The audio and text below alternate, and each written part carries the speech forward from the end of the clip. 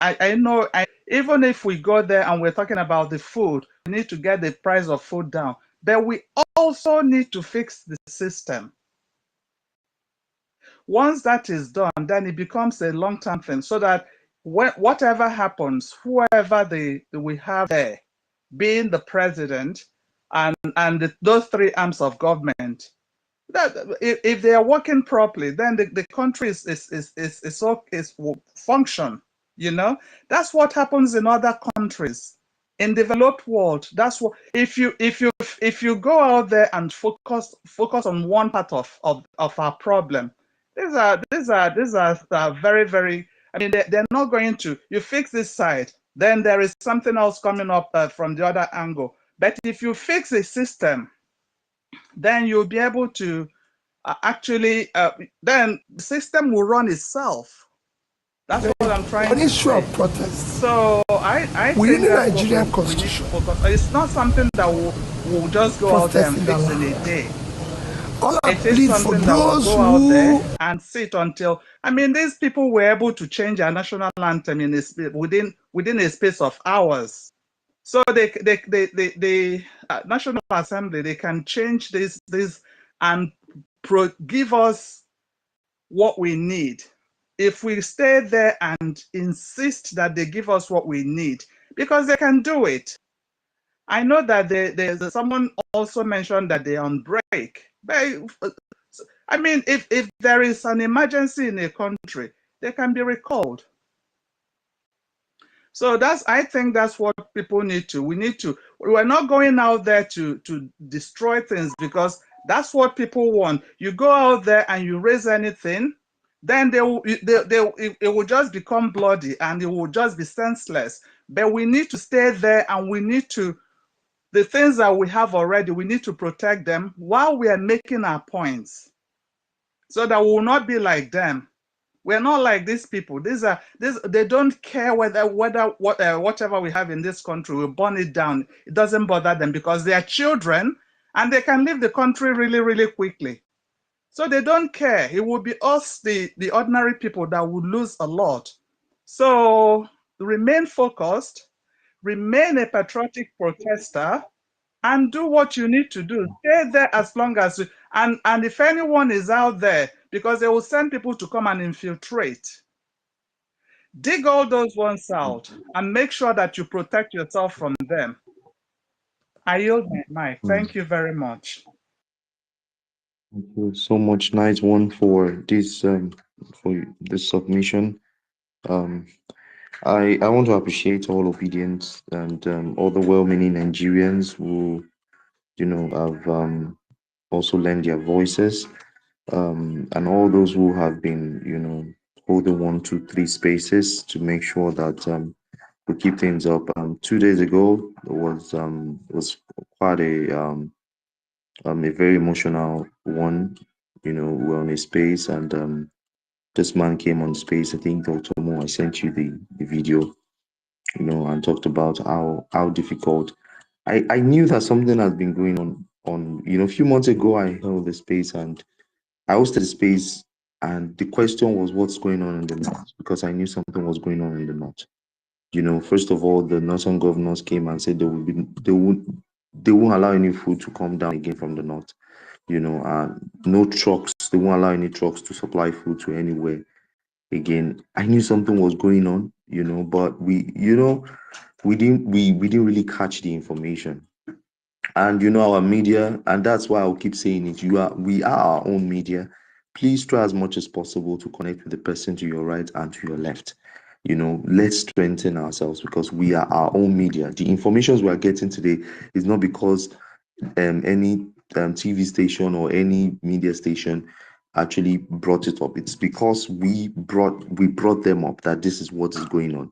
Even most media houses now, they depend on us to give them information of what is going on. Now virtually everyone in Nigeria now has turned to journalists. I'm telling you, I'm political analysts. So that's just the thing. So please, the earlier we understand this fact, the better for us. Try as much as possible to connect from the top down to the bottom, starting from Dr. Mo down to the last person you can see on the space.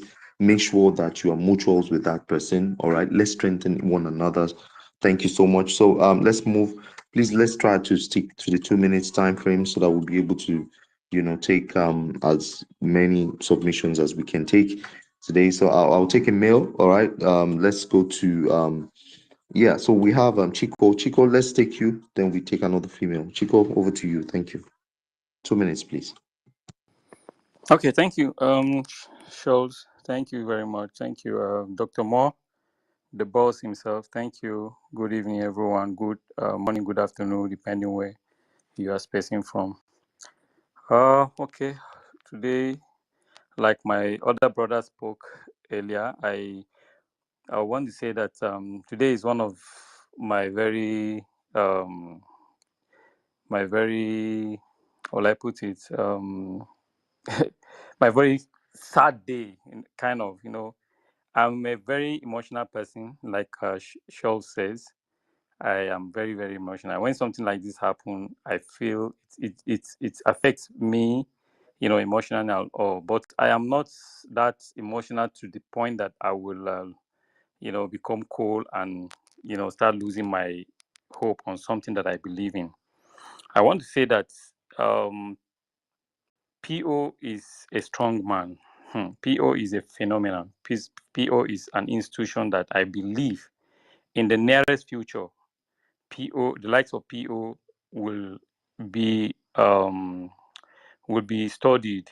The Nigerians will study, his life, his kind of lifestyle and all that, just like what we are doing now to, understand Mandela and Martin Luther King and all that. And I want to say also, people who are around PO, he's able to um, is able to influence their belief and is able to affect them positively.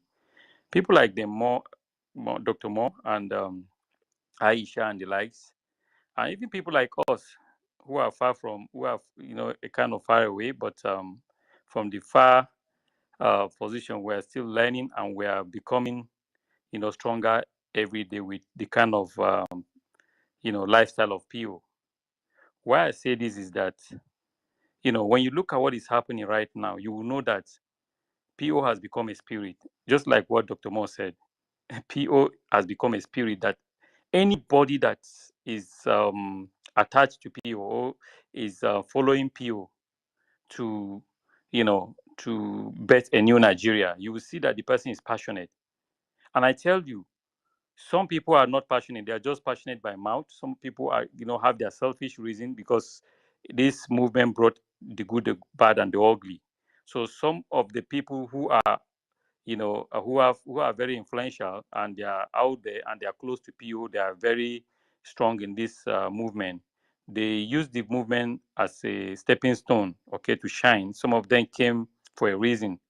Unfortunately for them, unfortunately for us, that reason was not achieved, because if PO were to be in the office today, I believe that some of these people would have been at the helm of affairs of things, and they may cause more damage to PO and us than anything or than any other person. So we thank God that these things are happening. When I saw the letter, that Kenneth Okonkwo wrote, I just knew it that for the past 3 weeks or 4 weeks, his body language, the way he spoke the other time, and the way he has been saying things, I just knew that he was up to something. But I won't blame him, just like I didn't blame Balami Isaac. He's a very close friend of mine too, Balami. I didn't blame him. I didn't even send him message since from that day that he sent that message when I confirmed from him. But I want to say that it's only a strong heart, a strong person, with a determined mind, to make a change or to effect a change that will remain in this movement. I tell you, a lot of people will chicken out, just like what Pio told Dr. Mo. A lot of people will fizzle out. So some of them will get weary. Some of them because of their business, or some of them because of the money. Some of them because of, their personal selfish agenda. They will fizzle out. They will chicken out, because they will look at all the things and they see that they are not gaining anything in the movement again, and they are not sure, because they really don't believe from the initial time. They really don't believe in the movement. If you believe in this movement, you will stay with PO through thick and thin. I've seen how I've read about PO's this achievement in Anambra, and of my own, by myself, I went online and I discovered PO. So nobody would tell me about PO, and I tell you, I'm already, um, I'm already I'm already affected by this spirit. You understand that you can't bribe me. If I talk about the new Nigeria, I talk about it with passion. I talk about it with my energy. I talk about it with the whole of my heart, and I believe in it the way people believe in it. So because of that, I believe that there is nothing that will change me. There is nobody that will come and buy me. I am not there. I don't have the millions that I can sustain my life. Sometimes I even stay hungry the whole day because of this bad government. But I tell you, I am not shaking. Nobody can tell me, what I believe. Nobody can come and bribe me. Nobody can come and change my mind. And that's why I believe in this protest, because I believe that this person that is in that Aso Rock cannot effect the change that Nigerians need. And he is somebody that can never make any change in Nigeria. So if some people are believing that if we go and do this protest, he's going to, start making some changes, you'll be wasting your time. The only thing, like this, my sister said, the only thing that we need to do is to make sure that the process of the election, you see, the major thing that we're supposed to even put as number one is the electoral reform.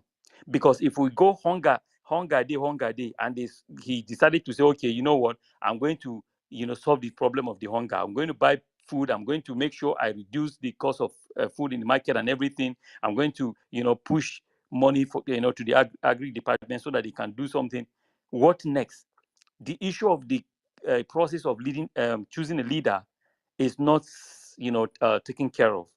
Because if you don't have a good electoral reform, this guy will still manipulate his way to becoming, the president next time. So how are we going to, solve the problem? The issue of banditry will still be there. The judiciary collapse today is as a result of Tinubu being in power, because it wasn't worse like this. In fact, APC, let me say APC, because during the PDP and the Goodluck Jonathan, the judiciary was not as porous as this. So imagine this person being in power. Do you see anything good coming out of this man? No. And I can tell you, with my chest, that the reason why Labour Party is having problems is because this man is in power. He manipulates the Labour Party. He can use money to do anything possible to make sure that Labour Party, remain the way it is, so that PO will not be on the ballot. All of us should use our head and understand that with this guy in the villa, with this guy in Aso Rock, no party is going to be a one-party system. That is why today PDP cannot breathe. PDP has stuck because he has hold them to their balls. They cannot move. And he's doing the same thing to Labour Party. And some people are coming out to start blaming Peter Obi. Peter Obi is a phenomenon that people should understand. He is a wisdom personified. He cannot, because he wants to be in power, jettisoning his own personality. He is somebody that is strong in and out. But because of that, his gentleness, people now, take him to be a coward. No. With what he did in Anambra, people should be able to know that this guy is a strong man. He's a stubborn gentleman. I repeat, he's a stubborn gentleman. People may think as if, he's weak if he comes. Imagine what Okonkwo said. He said that he does not believe, one of his lines that I read, that does not believe that if PO will be given the position, or he will be given the mandate, he's not sure that PO can be able to lead Nigeria, or he can be able to protect the vote or the mandate of Nigerians. How about, how can you work with this person from in a close range, but you don't know the person? Me, I know PO. I've never met him one-on-one. I met him once in my local government, Bokos, when he went to see the people at the IDP. I was opportune to be in the village because of my younger brother's wedding. So he just came in a very quiet this thing, and he just within few minutes we came and supported him, and then within few minutes he left. That was the only time that I met with him in a close distance. But to tell you the truth, I know PO more than Concord. If you know PO, you will not leave PO at this time. I believe in PO 100%, and I know that he is the only person that I believe that he can make a change at this point in time. Because look at most of these politicians; they are either corrupt, or they have one baggages, that they are carrying in their life. How do you want to support that kind of person? That's why it beat my imagination to imagine that Balami will leave Labour Party or leave PO to go and join APC. I mean, what kind of imagination? That's why up to today I cannot be able to, phantom it. That how can he leave LP or leave PO and go and join APC? It irritates me because, truly speaking, I don't understand how people leave, any party to APC. I see a lot of House of Reps senators leaving PDP to APC. You just know that these are the average Nigerian politicians that we have, and these are the people that the problem that we have, and these are the people that PO is talking about. Are we truly really ready for this change? If we are ready for this change, then we should be able to be patriotic. And if you are patriotic, you should be able to damn anything in this time, to be able to sacrifice your life, sacrifice your business, sacrifice whatever that you are doing to make sure that you give your life to new Nigeria. Because if you do not do what PO is doing, I'm telling you, we are not ready for this change. And I tell you, most Nigerian politicians, they are average, politicians in Nigeria. They cannot, sacrifice. That is the problem that we have. But I believe strongly that PO is somebody that can be able to, effect change in Nigeria. Here, imagine he got some offers when he was in the office as SEC chairman, as governor. Imagine somebody being given 500 million. Sometimes I ask myself, I say, how can PO be in Nigeria? This kind of personality, I ask myself, I said, maybe in a generation, God bring some kind of personalities to a generation so that he can help them solve their problem. PO 500 million, genuine, legal money. He said he turned it down. He said, no, take it to the coffers, take it back to the coffers of the government. So you tell me this kind of person, you are close to him, and then you come and say you have not seen anybody that can lead a new Nigeria. You are leaving this person to go and join who in Nigeria? In this country that we are in, Jagaban, Abi, Atiku, Abi, who? Or you want to go and contest with Conclude PO? Do you time. understand? So I cannot, Conclude time. Wrap up, please. I cannot imagine it, honestly speaking. That's why, he's going, was a mixed feelings for me. I know he took bullets, a lot of this thing to, for PO, but sincerely speaking, I'm disappointed. At this point that we're even struggling, in this point that we have this, monster that we're facing, this bad governance that we're about to go and protest, then you are coming to come and dampen our spirit, to come and, discourage us, to come and ridicule us. No, we will not be deterred. We will not be discouraged. We are focused. We are going all out for this protest. I am going all out for this protest. The reason why I'm going all out is because I know that if I sit down, I will be wicked. I will be a hypocrite. I will be insensitive. I will be selfish. So I have to go out because I know if I go out, that political reform, that electoral reform will be affected, and we will not leave that place until they effect that electoral reform, until they put it, to become a law. That IREF will be there, BA will be there, everything will be there, and they should also reform the judiciary. We are not going to leave the street. We are not going there to beg for food. We are not going there because of hunger. Yes, we know hunger is part of it, but it's the least of our problem. Our major problem is the political system, the process at which leaders are emerging in the governance. You understand? So please, nobody should be discouraged. Everybody should know that PO is equal to the tax, and I know that at the end of the day, he will win this fight. Thank you. Thank you so much, people. Thank you for your submission. Please let's try to stay within the time frame of 2 minutes submission. I know it's a bit small, but because we have a lot of requests, and we need to give room for people to make their submissions. So I'm going to go for a lady. I can see a voice, so I'm not sure if it's a lady, but I believe it's a voice. So please, a voice, use a voice to speak. Thank you. Hi, good evening, everyone. I think, Chico, that's like the longest 2 minutes we've all ever experienced. So thank you for that experience.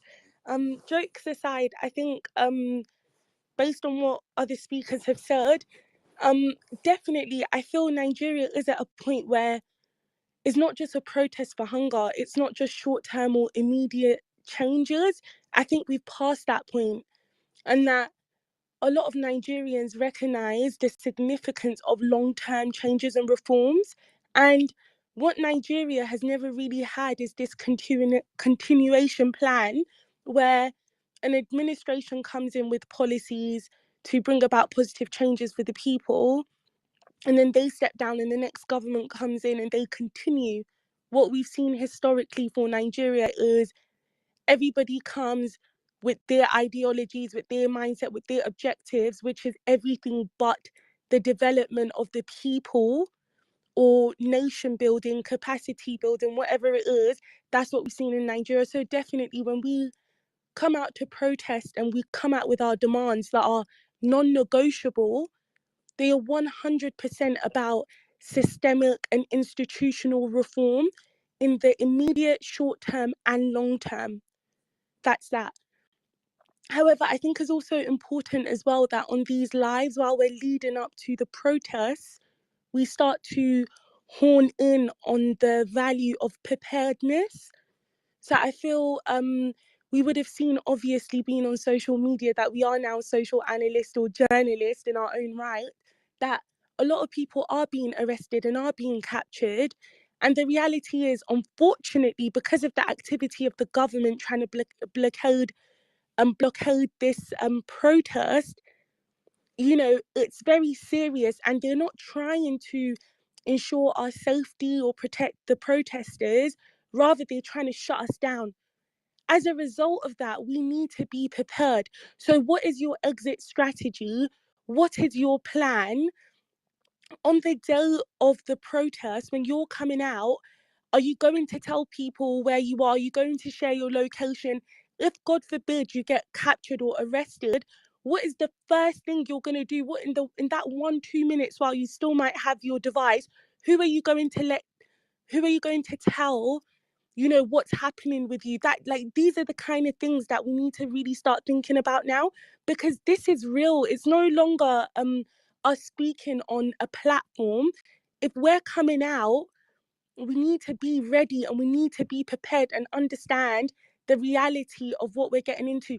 I'm really scared. I'm not going to lie to you. I feel like, okay, now I have to stop being a keyboard warrior, because at the end of the day, I'm sharing opinions and saying how I feel on my mobile phone at home comfortably. But I also appreciate that this moment is bigger than me. So I'm going to have to come out, but I need to be prepared. And don't be alone. Like on that day, we as protesters have a duty to protect ourselves and each other, but also any misfits, any violence, any destruction, we shut it down. Okay, we shut it down because we don't want them to have an opportunity to take away from the very purpose of us coming out. Okay, we don't want to hear anything. We know what happened in NSARS. We know what's happened in all of the other previous protests. They've always been the ones that have brought about chaos and blamed it on the protesters. But guess what? We will learn from history, and history remembers. We've seen how they did it previously. Let us make sure we don't do it again. So please be alert, be conscious, have a plan, and be prepared when you come. Don't just come blindly. Be prepared and have a plan. That being said, I ask God to protect us and grant us success in this moment in time. And I wish Nigeria the greatest success, and I wish Nigeria a victory. Amen. Thank you. Thank you so much for staying within the time frame. Thank God for women. Charles, sorry to interrupt you. Can I just quickly say something and then go, please? I'm going to stay within the time frame. I promise. All right. Right. All right. Thank you very much. Dr. Mo, first of all, thank you very much for hosting this gathering of people here. It's very important that we start to strategize and get things ready for the D-Day. There's some, I want to talk about two things briefly, and the two things are basically definitely about the Kenneth the Conqueror stuff. It's unfortunate that he has left us, but then again, we do have, there are casualties in war, and I just look at it as he's a casualty in the ongoing fight for this heart and soul of Nigeria. So it happens. But the thing that really gave me encouragement, and was your piece that you put on Twitter. It really did touch my heart. Some of the things that you said that Pio said, which is which are very encouraging and very heartwarming. I think one thing about Nigerians, and I say that I'm a Nigerian as well, so I include myself and everybody else, is that we are always in a hurry. Maybe we need to slow down the tempo a bit. And Pio is the kind of person that he does it slow and steady, and not minding what people are thinking, not minding what people are saying, and that is a good strategy. We're always in a hurry. We need to slow it down. Example in time is Nelson Mandela. He spent almost 25 years in jail, and eventually, when he came out, he became the president of South Africa. I'm not saying it's going to take PO 25 years to be president, but what I'm saying is good things come to those who wait. Basically, that's the saying, and it's true to this day, and it will always be true. Right.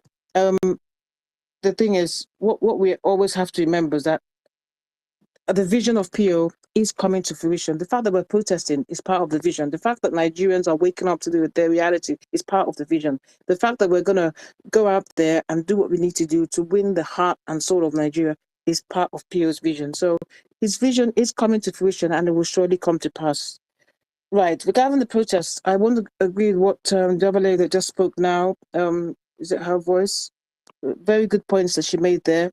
We have to be safe when you're going out to protest. Don't go alone is what I always say. If you're go in twos and threes. Make sure you have like a handkerchief and water and something to chew on. Be mindful that this is a patriotic duty.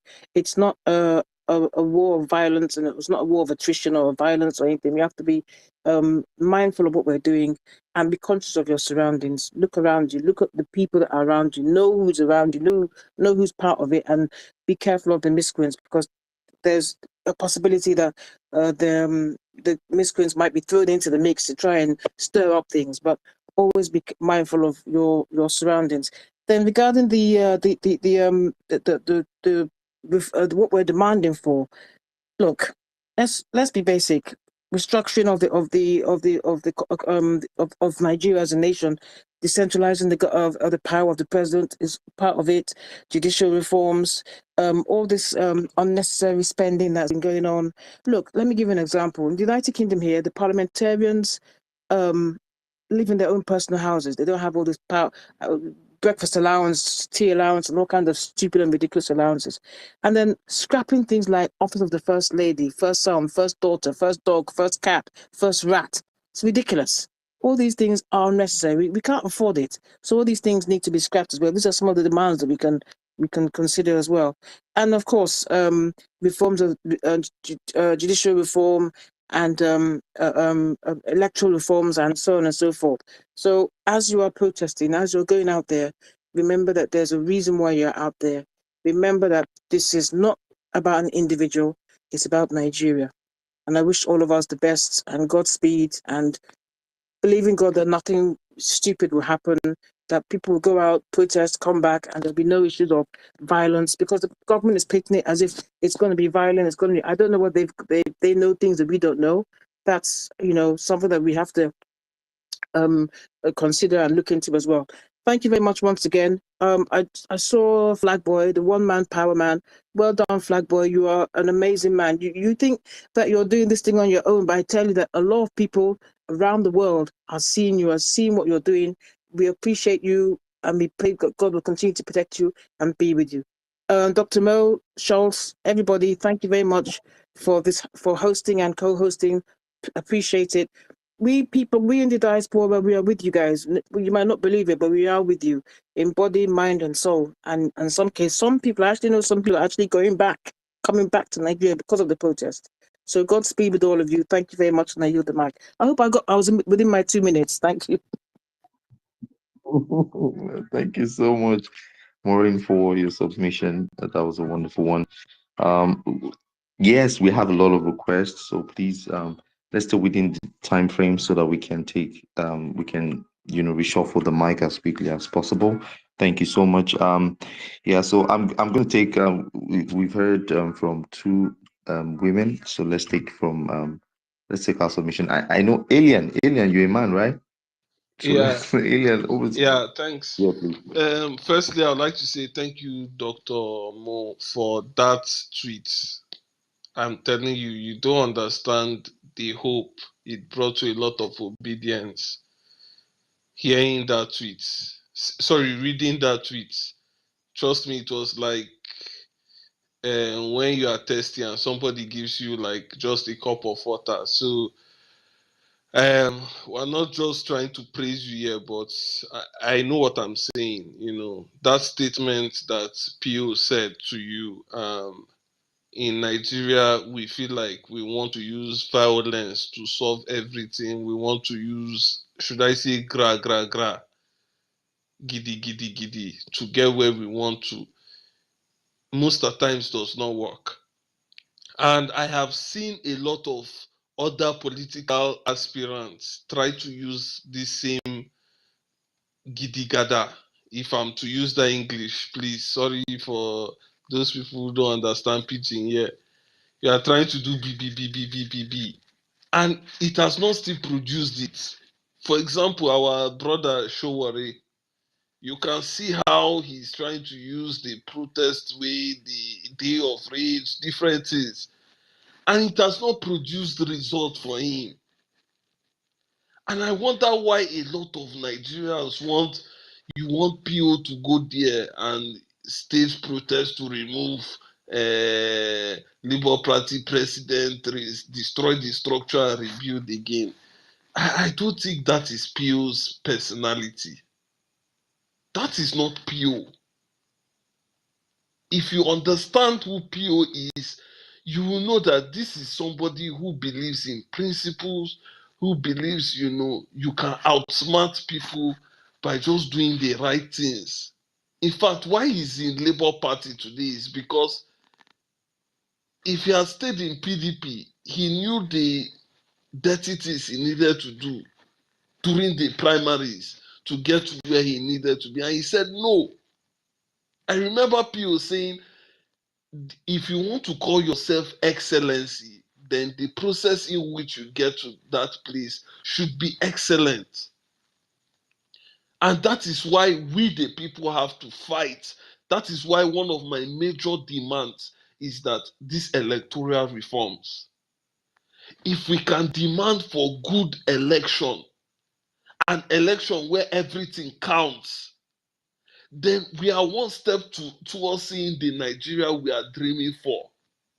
If we ensure that the process in which the INEC chairman is there is not a partisan process, or we are enforcing things like the IREV, ensuring that IREV transparency in all these things is happening, then that is that is a way to ensure that, you know what, we the people are doing our own part and ensuring that the process is right.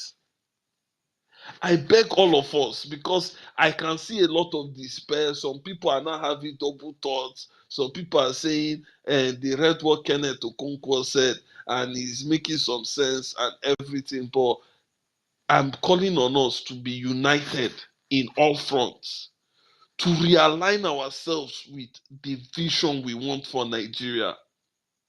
Do we want to bully our way to the top? Do we just want to trample on every person that says no to us and get to the top? Or should we be strategic in everything we do? That is very important to me. And I am calling us, please, let's come out with one voice. Let's go out and say, this is what we want. This is our demand, in a peaceful way. In a very, very peaceful way, and get what we want. For the APC people, I can see some of them on this space listening to us right now.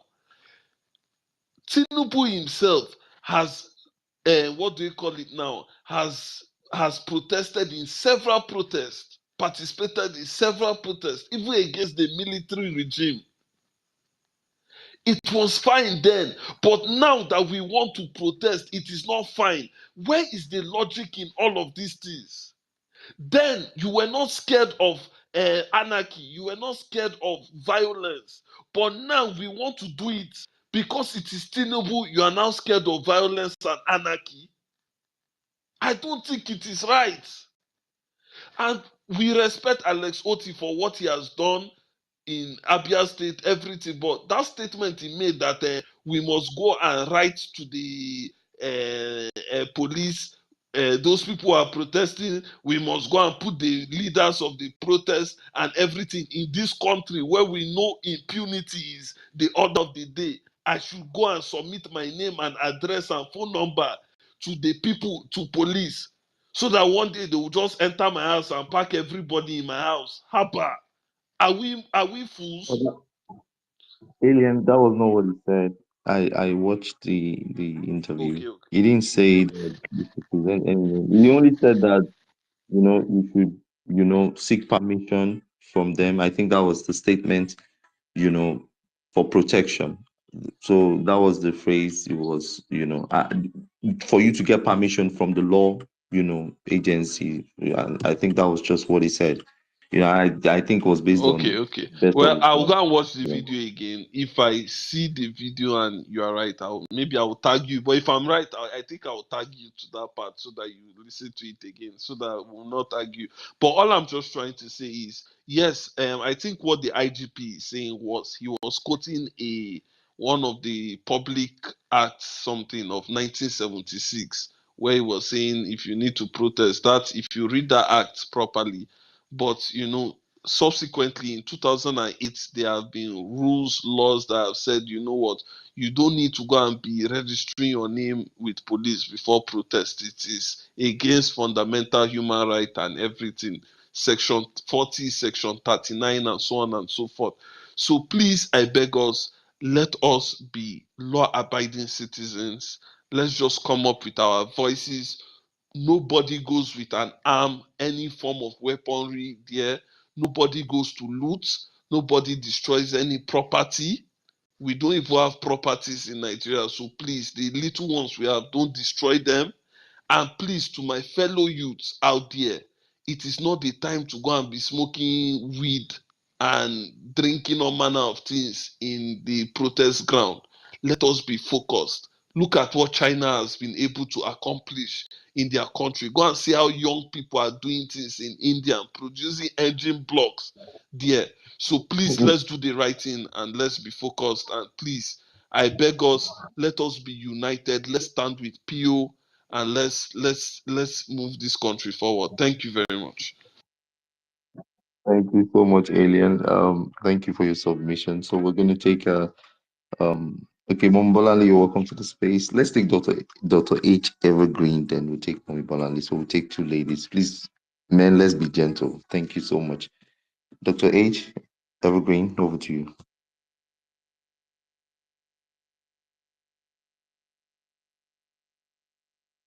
Dr. H Evergreen, are you there? Okay, so let's go to Mommy Bolali. Or are we? Mom Bolali, over to you. Thank you. Yes. Good. It's not evening. Okay, it's almost morning. Good morning. All right. So hello everyone. I came up first. I wanted to drag Dr. Mo, but I changed my mind. I'm gonna drag him. Behind the scenes. um, I've watched the timeline with interest. And there was a debate also in the UK group that I am a part of, about the peel, this peel, that, and I've said it and I've also tweeted it, that Nigerians want a strong man when really and truly what we need is strong institutions that can stand against strong men. And I think that's something that Pio ascribes to.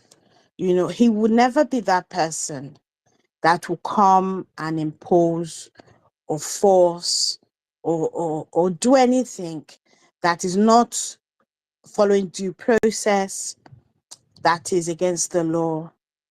Because what we need to understand is the brand of politics that has gotten us to where we are now, right? That is what he's standing against. Right, he was part of a system. He can tell us. I mean, I've never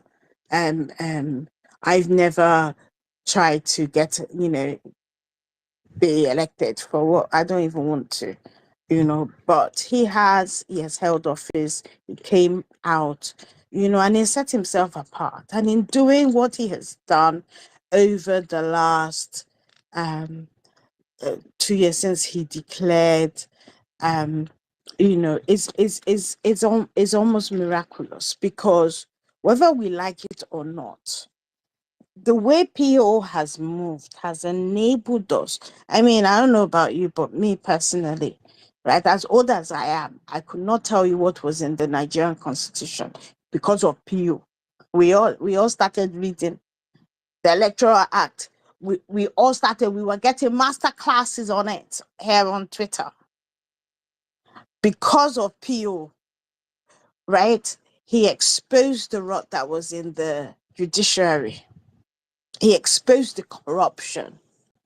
Were you ever concerned before? Yes, they would give. I remember in 2019 when they gave judgment for Article, the Supreme Court, barely anybody said anything, right? What do Nigerians usually do?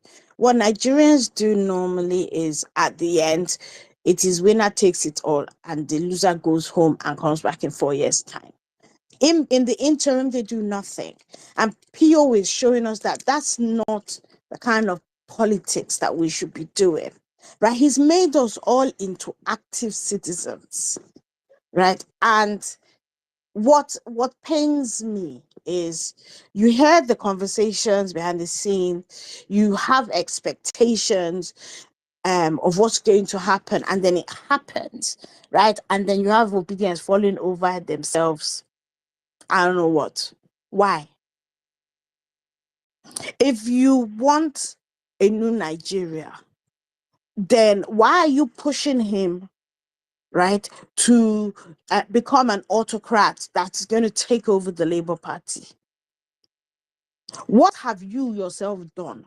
What role have you played?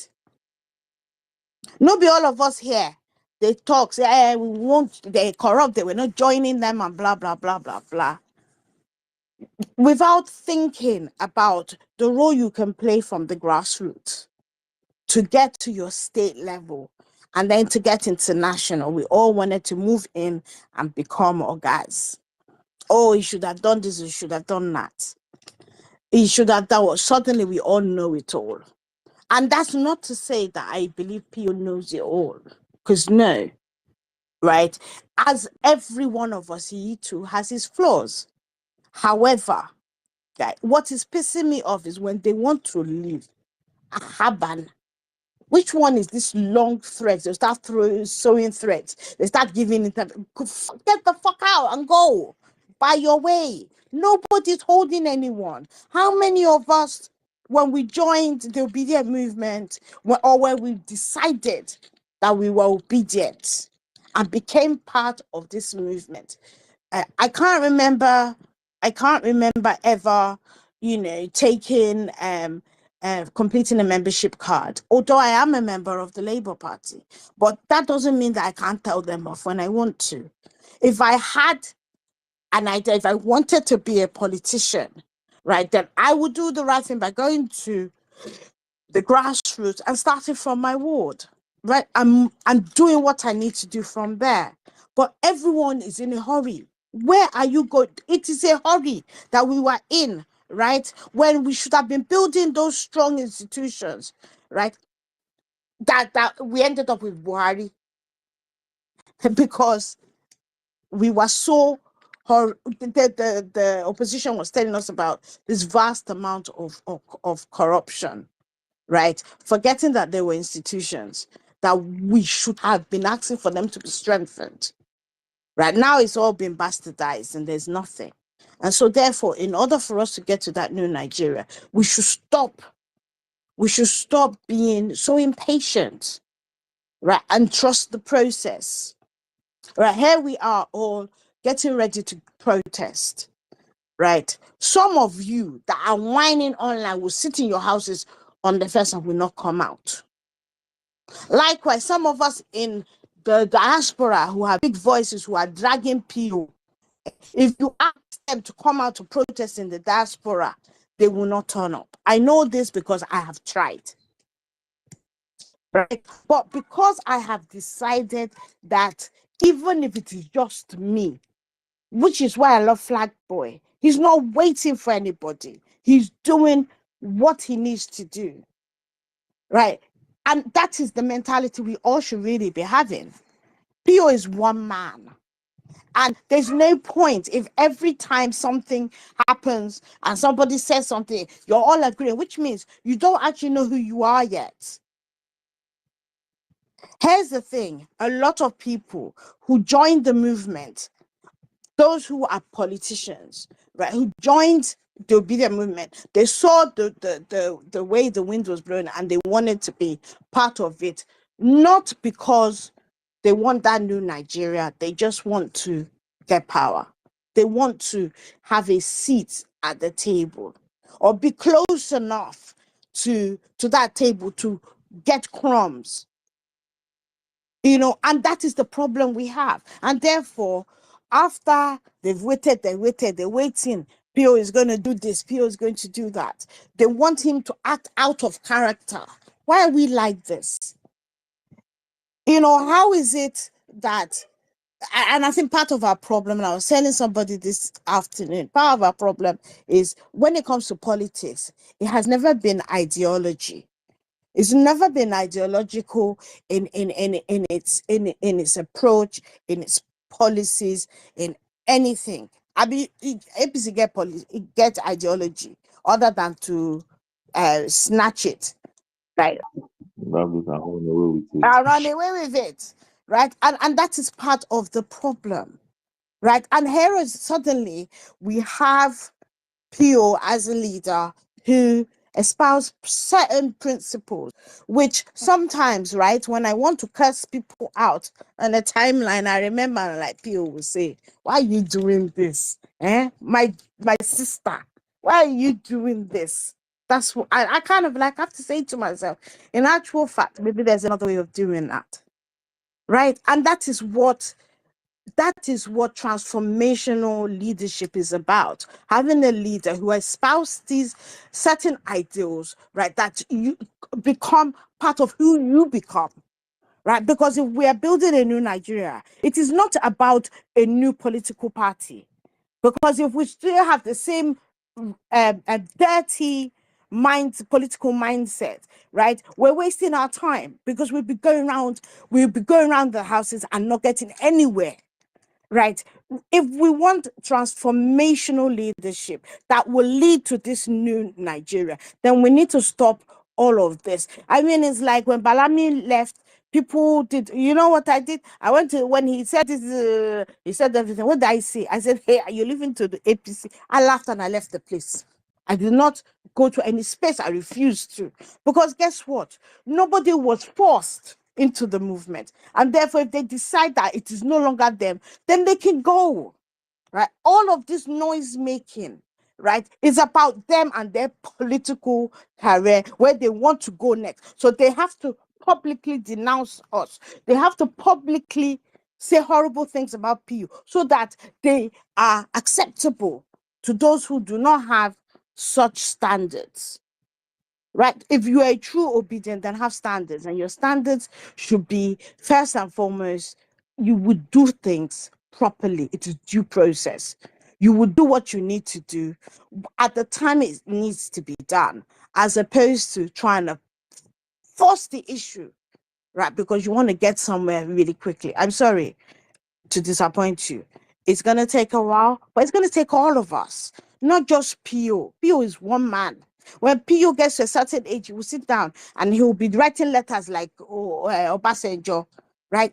We are the ones who are going to be left. Well, not me, because I'm kind of closer to his age than I am to a lot of people in the movement. But you get my gist, right? Okay, for example, right, the kids know in my household, I talk about Peter, everybody knows about him. I rope them in. When I said I was going to protest next week, Wednesday, which, by the way, if you're in the UK, make time, come out. It's the first one, but we'll see how we get on.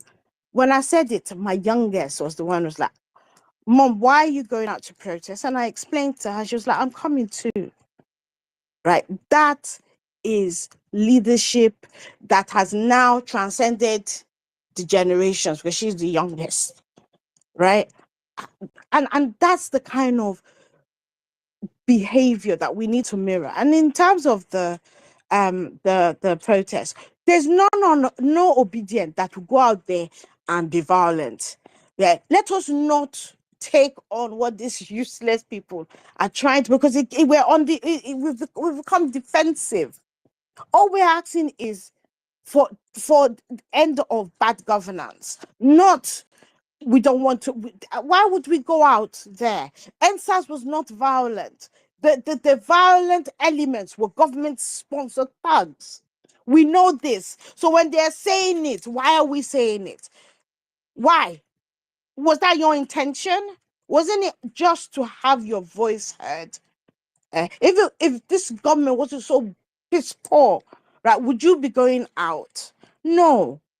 Right. And it's not those of us on spaces, because we that are on spaces, I want to believe that you're better off than perhaps 80% or even more of the country. It is those people who at the moment have gone to bed but have not had any food for the day. Those are the people who are hungry, who want to come out. And it is our role, being the more enlightened ones, right, to go out there and support that, right? Because in a true democracy, protest is a big feature. You will never see in the UK for them to say you can't protest, or in America, right? If they have intelligence about anybody coming to disrupt it, right, they'll round up those people even before the protest. That's what usual, normal intelligent agencies do, not the nonsense that we have, right? So all the scaremongering that they're doing is to have us on the back foot, right? We are peaceful people. If we weren't peaceful, the country would be on fire. When Buhari lost in 2011, did people not die? No. And the other thing, and I'm going to say this, you people, and I don't mean everyone on the space necessarily, a lot of people disrespect Peter Obi because you see a calm man. You want him to be, screaming, violent rhetorics and stuff, anything to get the man arrested. After he's arrested, this same you people will sit in your houses and say you cannot die for Nigeria, but you want him to.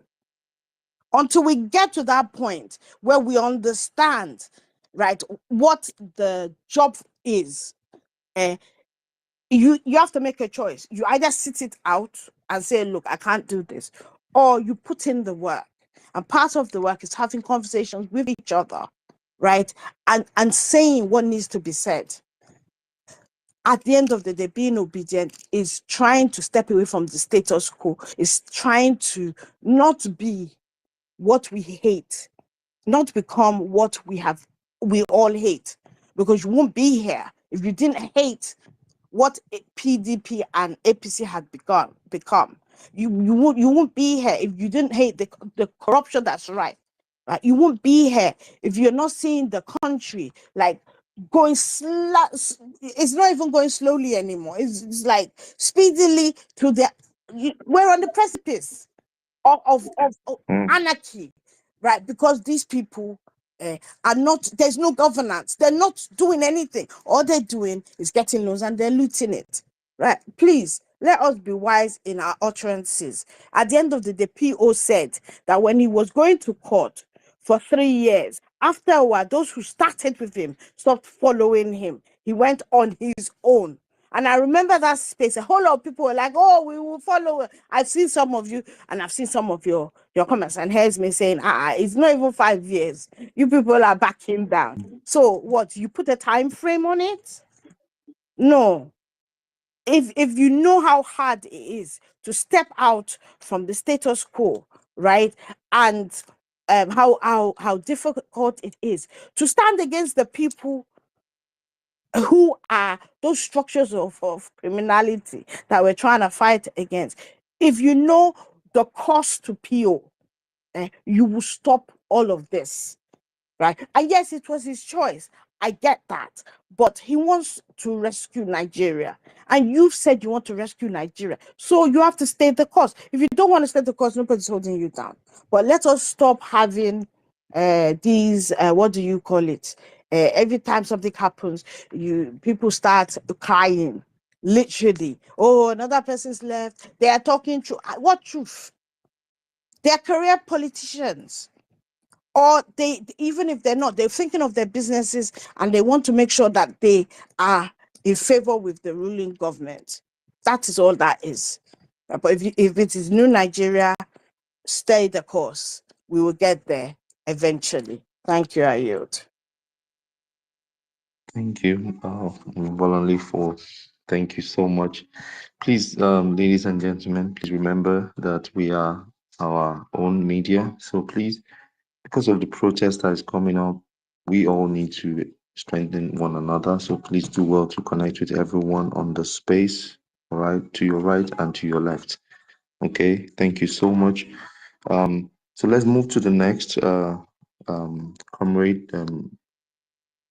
So I'm going to take one more lady, Dr. H. Evergreen. You've been, or been on the mic since the beginning of the space. Please do well to make your submission. 2 minutes, please. Thank you. Yeah, thank you, co-host, and thank you, Dr. Moore, and everyone here today.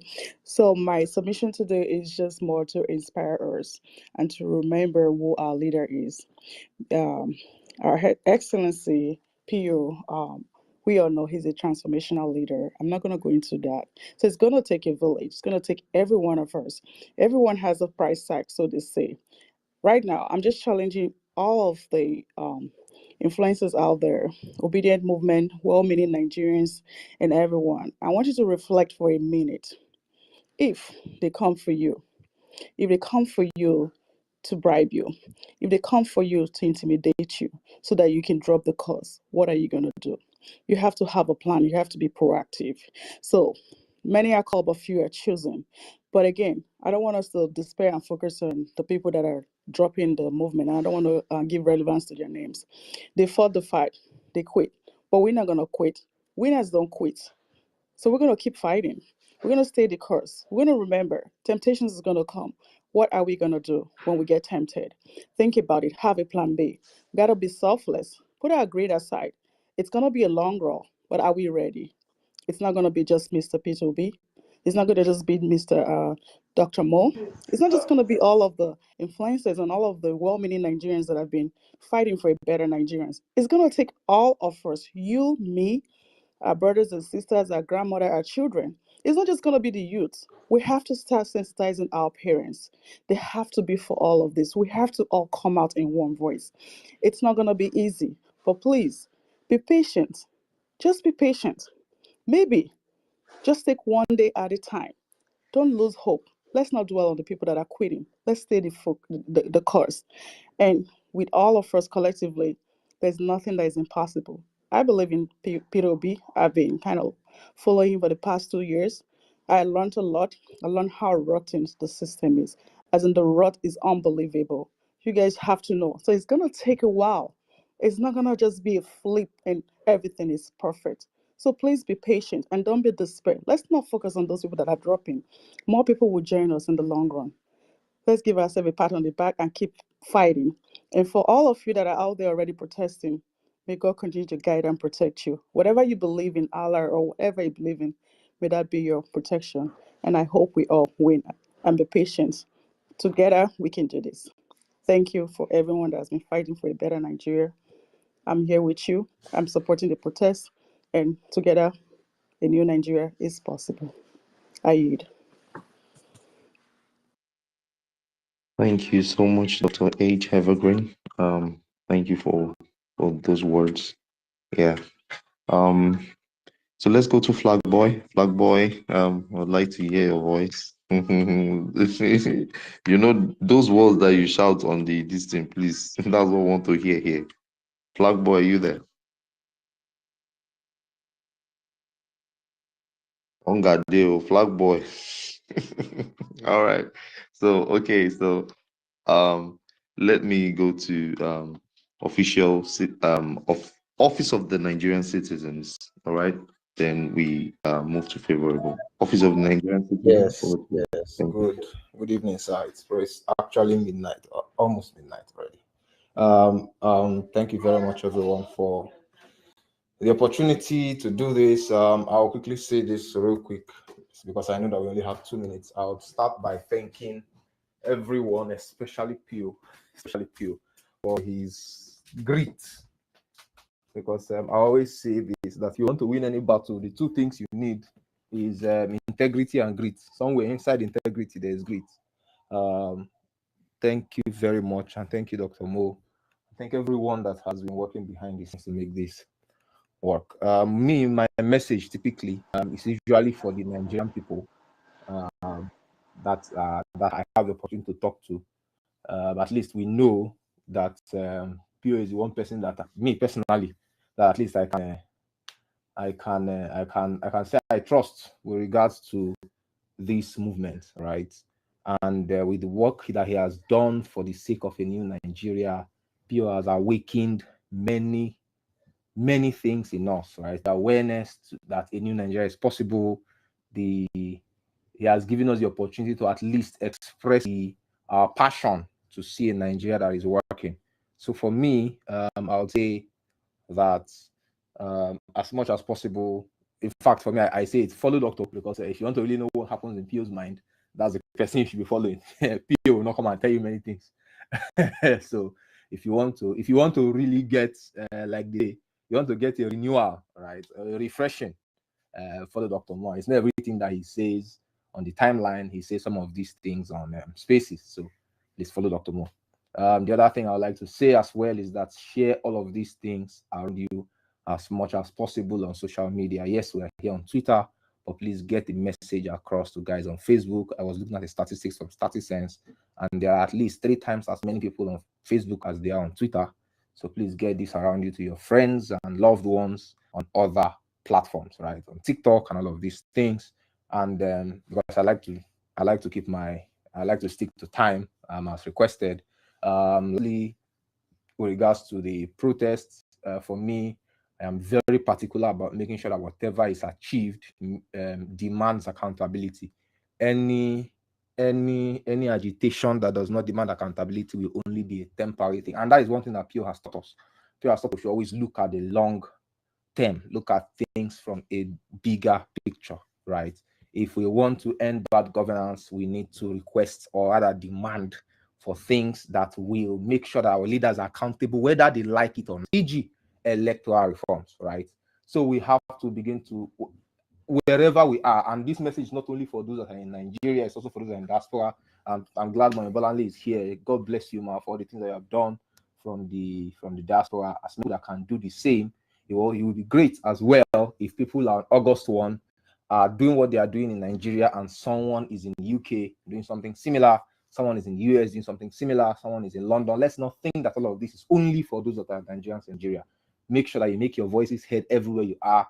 If you want to talk to your prime minister, if you want to talk to your PM, if you want to talk to your mayor, whatever it is, just make sure that the voices are heard and it is a global voice, right? That Nigerians are demanding good governance, Nigerians are demanding accountability from their leaders, and Nigerians are not going to back down until the right thing is done. And I am praying, I'm hoping that at the end we will get the Nigeria that we want. And lastly, if you can, join community notes. And I think I'm going to become a community note evangelist these days. All right. If you don't know what that means, my DM is open. Thank you very much and have a wonderful evening. Thank you so much. Yes, the Office of the Citizen. Community notes is people that write notes in the community.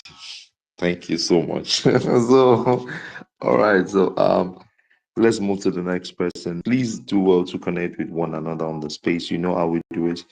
It's important that we strengthen one another. We are our own media. Do not depend on those stations. Okay, so let's go to favorable. Favorable, the mic is yours. Thank you. 2 minutes. Let's go. All right. Good morning, everyone. Okay, it's ready to pass to the morning here in Nigeria. I hope I'm audible. Okay, mine is Yeah, there's a, okay, okay. There was a noise, but I think it's better. Go ahead. sorry. I was. Uh, um, Hello. Sorry, I was making use of my AirPod, but I'm disconnected that already. I hope I'm more audible right now. Yeah. Okay, thank you. All right. Mine is more like a question to Dr. Mo, if he's still listening to me. First and foremost, I want to appreciate Dr. Mo for that beautiful write-up this evening. You know, it's really strengthened a lot of us, so I'm happy. Thank you. But I have a question. There's a tweet that Ibrahim tweeted earlier today. He said, "We will build a party. We, the supporters, will build a party for him." So my question is to Dr. Mo, like, if you can share practical steps. Can you hear me? Okay. So if you can share practical steps on how we, the supporters, can effectively build a party for P2B, that's my question. Because during the convention shenanigans, they said, okay, we have to be card carrier of the party. We even went to the essence of saying that, oh, because we have not stayed up to a specific amount of months in the party, so we cannot even contribute in the convention. We don't have the right to vote. You know, there was a lot of talks about it then. So right now, I want to know how, because please, pardon me, I don't want to talk much because I have just 2 minutes. But also, it's important. Thank God that you communicate with us a lot, because we really need to know how. I don't know how to, but I just want to know practical steps on how we can build a party as not just obedient, but as people that want a better Nigeria. How do we build a party if we're not being communicated to? I know we are, but many at times, it's not all the time that, like, if not because of the what's his name, Kenneth Okonkwo, that defected today, and Dr. Mo will not know that what's his name, P2B went to discuss the Labour Party's issue with Alex Oti and the likes. So I want to know, we need to, for us to, I want to believe, but I want to hear from you, it's a question. But I want to believe that for us to build an effective Labour Party, we have to be communicated to, we have to be carried along. So it has to be balanced. So we know, okay, how we are going about it, what we need to do, and how to effectively achieve this before 2027 by the grace of God. So that's my question. Thank you.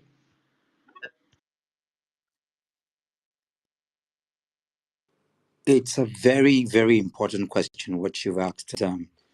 Actually, is one of the reasons why I had to tell Pio that, I'm going to be hosting spaces to help shape the narrative of conversations, to help guide what we need to do regarding the party as different from the movement, to help clarify a lot of things. Because for the bulk of us as obedient movement, we are not necessarily politicians in the, for lack of a better word, which is perfect, which is very good, but it's also important. I mean, we have a lot of politicians, but the energy that we exude and who we are, we just want a good government. We want good governance, and it gives us that power, because I got to be so busy just recounting some of the places we have to go, and so I had to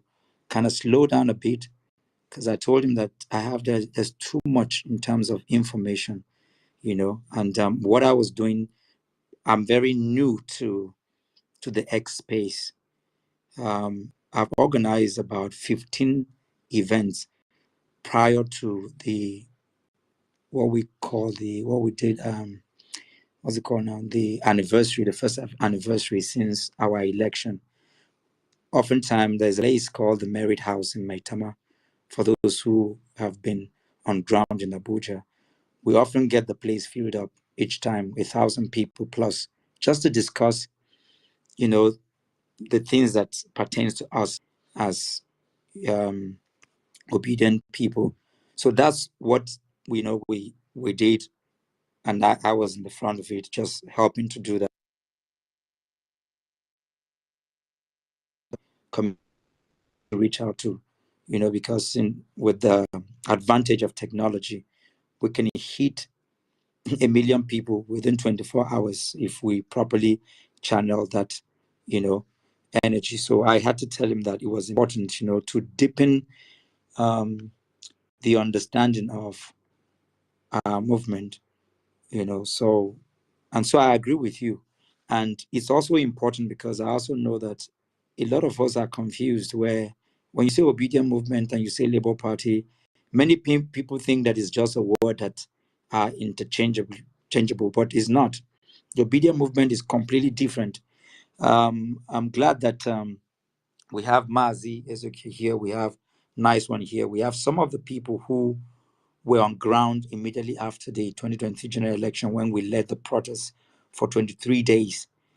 The reason why many people didn't hear about protest was because it was almost near perfectly organized.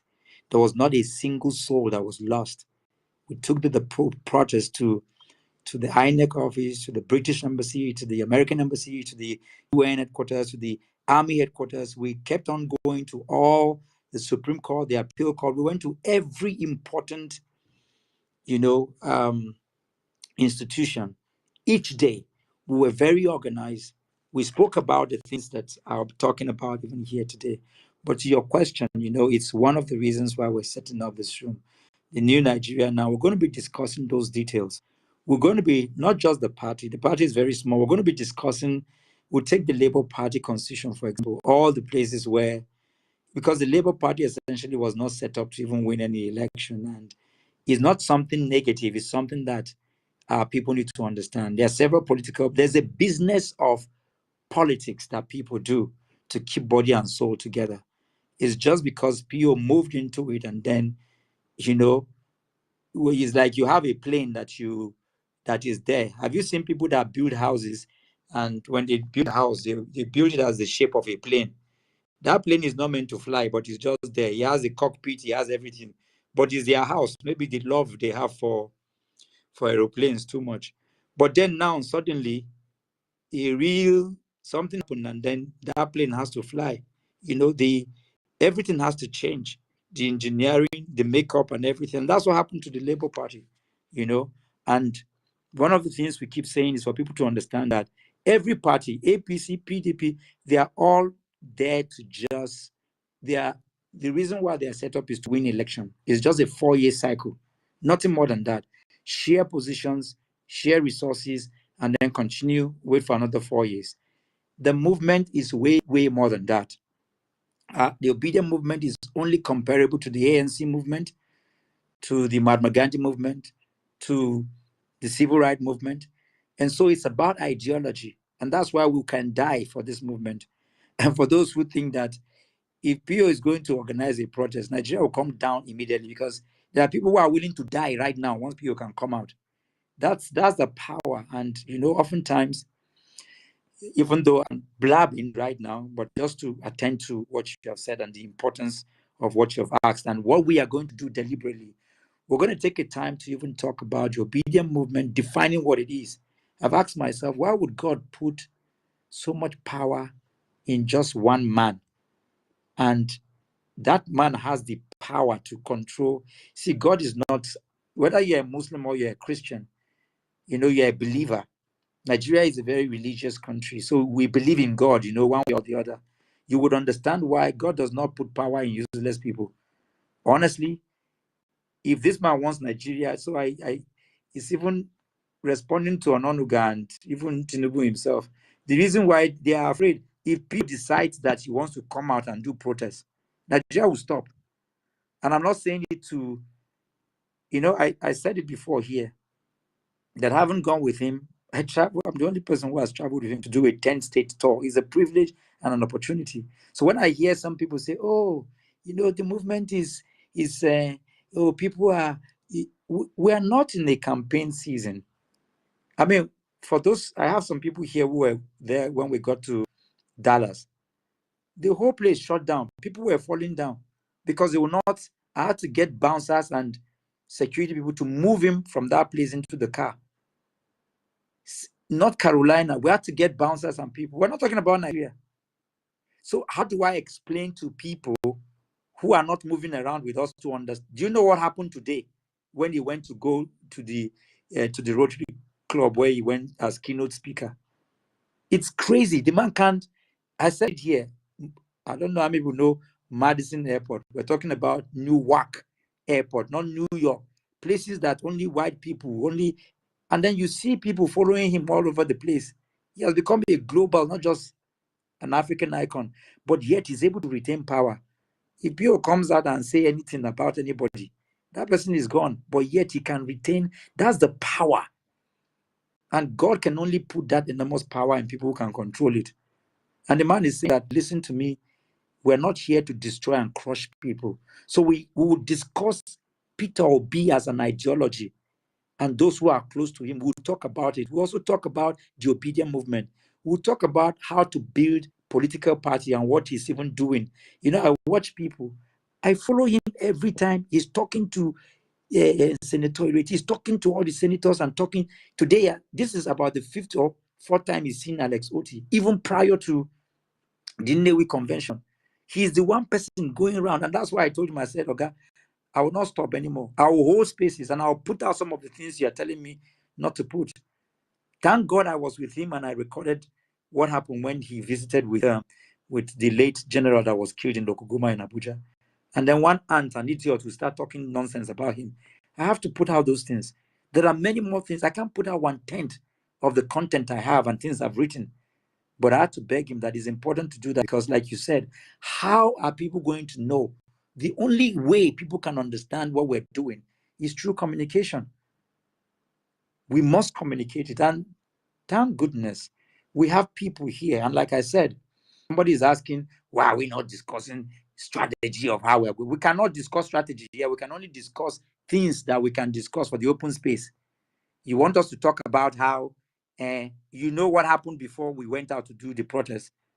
You don't know we have people also in police. We have people in DSS. You want us to expose people. We can't talk about it here because are you on ground to do the protest? The people that are going to be on ground will talk about it. And this is a space we have many useless people who are part of us here. The Agbadorians and people who just go and report nonsense. So you said, for example, that there are intels, that there are militias that want to come and destroy people. I was with the GRD just a few days ago on the issue of protest. And if he received a phone call, and our current government are paying people in Suleja, are giving them money to come and disrupt the protest. And we had to record it. Those are not things, I'm saying it here so that let them copy these things and go and let them go and tell the people. So we can't discuss strategy here. But what you said regarding the party, we're going to take time. Look at the party. We're not just going to discuss Labour Party. We'll look at the PDP, we'll look at the APC. The PDP, for example, is the most formidable in terms of representation in the country.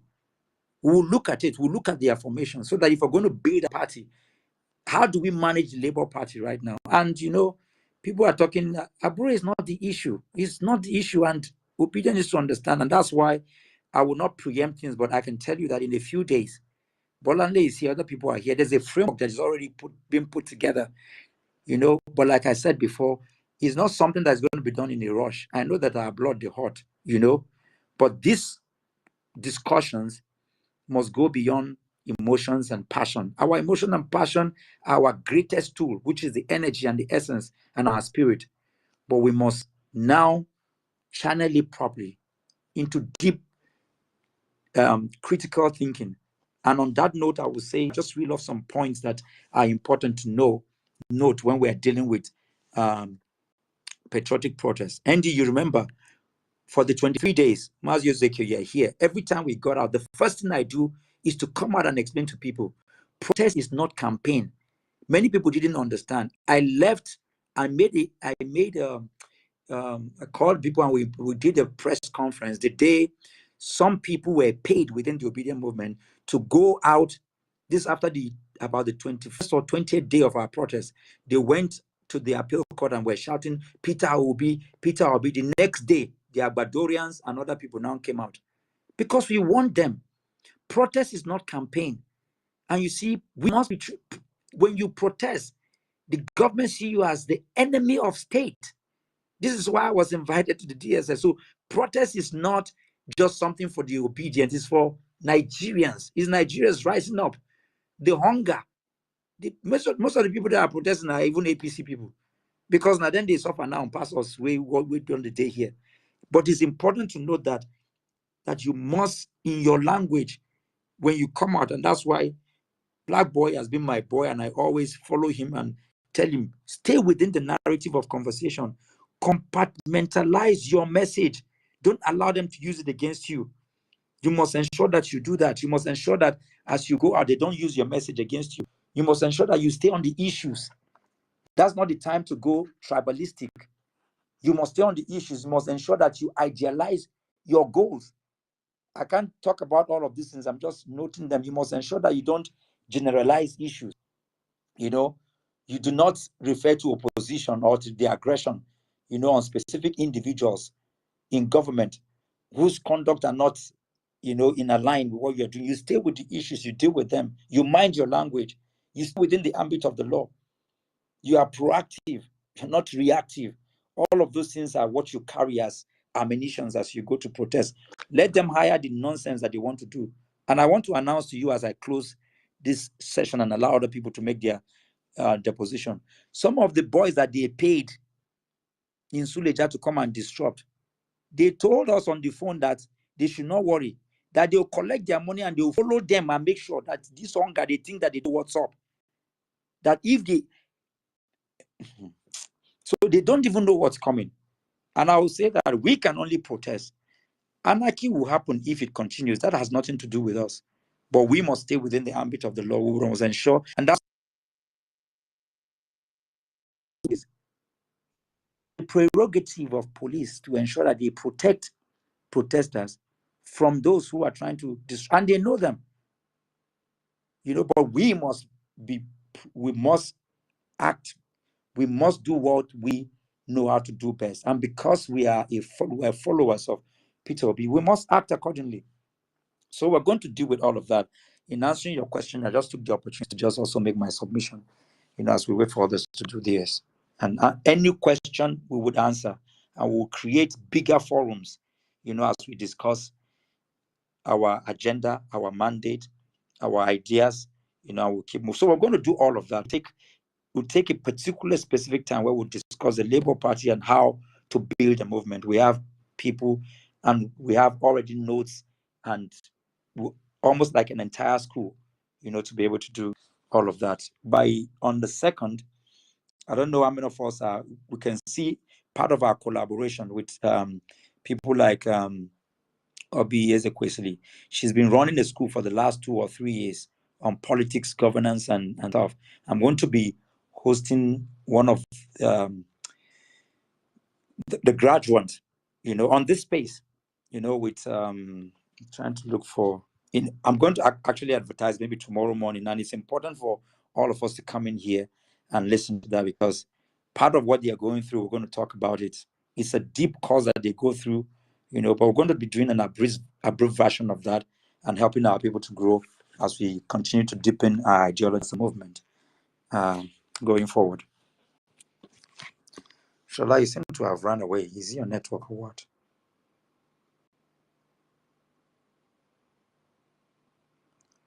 Shola can come up. Who was next to speak? Bolanle, are you there? I'm not kind of following. Shola? I don't know. I don't know that he made a queue, He's not there. He's no longer on the space. And I can't see, I didn't hear him make a queue.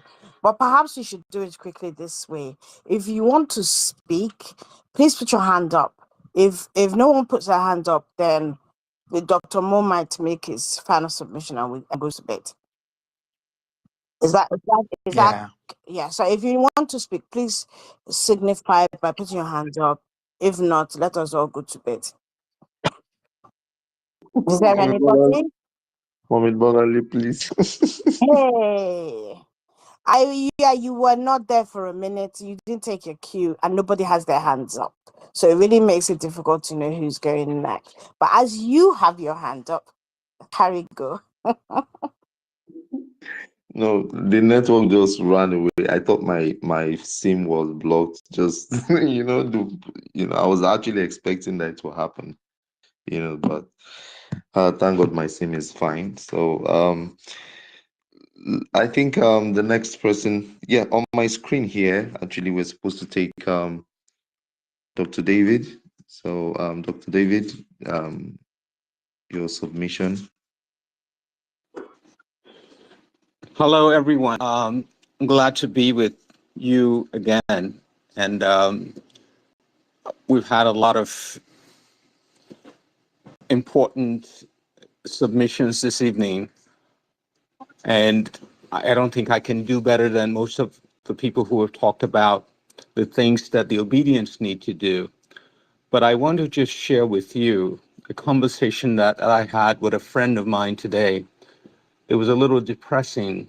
But it was also a reminder of the magnitude of the challenge that we face in Nigeria.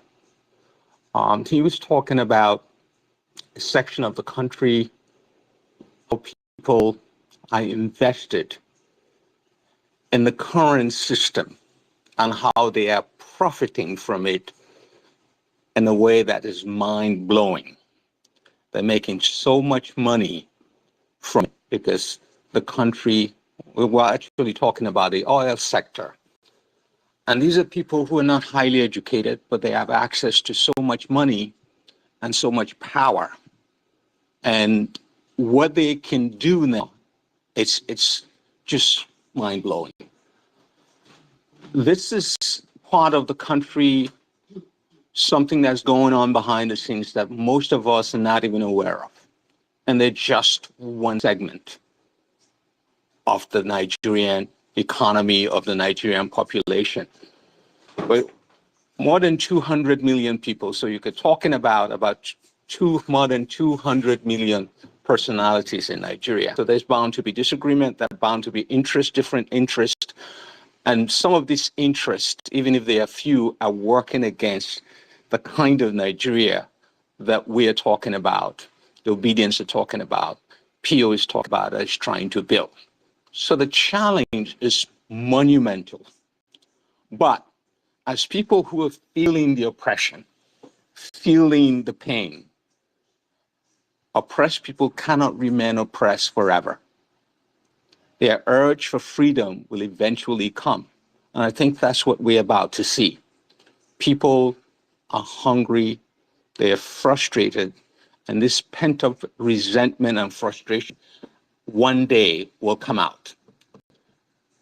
Whether it's this that will eventually be, or some of that things will be the catalyst for that kind of outpouring of emotions we are going to see. As I have said in this forum before, resentment, and we're talking about patriotic process, dissent actually is one of the highest forms of patriotism. Your ability to express your dissatisfaction, especially in a democracy, with the status quo, with the system of governance. That's a right. And all Nigerians have the right to express that and get rid of their discontent.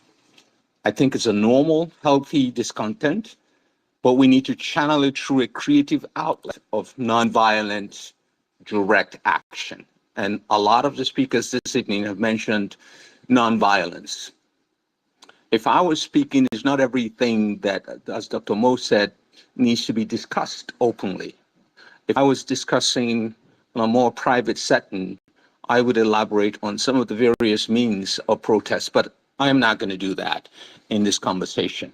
The other thing that I did that I'd like to share with you, which is kind of funny in a little way, is to go back as a form of entertainment to understand how criminals behave. And most of us here, I don't think many people have been in the midst of gangsters, criminals, criminal organization, a criminal enterprise. I was watching, after I watched a real life documentary of Pablo Escobar, I went back and I watched about 3 versions of the Pablo movie. I went back and watched one version again, and I'm still watching because it's a series. And it's incredible what criminals who run a criminal enterprise, who have a lot of money, what they can do. Having said that, we all have a responsibility. What is our responsibility as citizens? What is our responsibility as obedience? Someone said here, Obi is only one man. That means to bring about a new Nigeria, we need more than the one man. We're lucky that we have one man who represents the values and the character to bring about that new Nigeria. That's something that we should celebrate, the kind of person. But I want to caution against idolizing on the path to achieving the new Nigeria, on idolizing individuals. Instead, we should focus on the ideology, which is one of the things that Mo mentioned and other people have mentioned. Part of the function of this group is to begin to shape the narrative of the obedient movement, to begin to focus on the ideology of the obedient movement, to begin to focus on the values and the character. What are the values that we need, that has been espoused, that Obi symbolizes in this movement, that we as obedience should also model in our interactions? All of these things have been mentioned before. We talk about Obi's character, we talk about Obi's competence, integrity, loyalty. A lot of people, including myself, and I'm not surprised about Kenneth Okonkwo's move, but I'm not surprised. And Dr. Mo has explained it after his conversation with Obi in the tweet, and he explained it here again. We need to stay the course, because it's only by staying the course that overall we're going to achieve our goal. I am not one. Do not use the word, please be patient. Because as Dr. Mo and other people who are close to me say, I don't tell anybody to be patient because I'm not a very patient person. Patience only comes in if it's strategic patience. And I believe Obi's patience is strategic patience. In that sense, I would say be patient. But other than that, I don't tell people to be patient, because there are some things, in the words of Martin Luther King, that need to be done with cosmic urgency. And there are some times that some things need to be done with cosmic urgency. But I would go along with the fact that you need to exercise strategic patience at some times. Some of the things that have been mentioned here that I need to want to quickly go through. People are talking about preparation for the protest. That's important for people to prepare for the protest, to think very quickly. And sometimes it's not everything that you plan that will materialize. But if something is happening, how quickly can you think and adapt to that situation? There are some people who believe that doing nothing, they want to be complacent. But we've also heard today that Obi has actually modeled the way for us to be active citizens. So that's another responsibility for us. It's not only Obi, but for all of us. Another thing I want to quickly touch on is that I've heard some people talk about electoral reform. I've also heard some people talk about, we read the Electoral Act. I want us to go back and read the Electoral Act. When the people talk about electoral reform, what do they really mean? When the Electoral Act was signed by Buhari, there was a lot of applause and commendation that this is actually necessary. But what happened? Was it enforced? What does it take to enforce the laws, the reforms that they talk about? If you just prescribe what needs to be done, and they're not enforced, or people discount them, it means nothing. The same way they have treated the Constitution. So as a reminder, I think we need to focus on the ideology.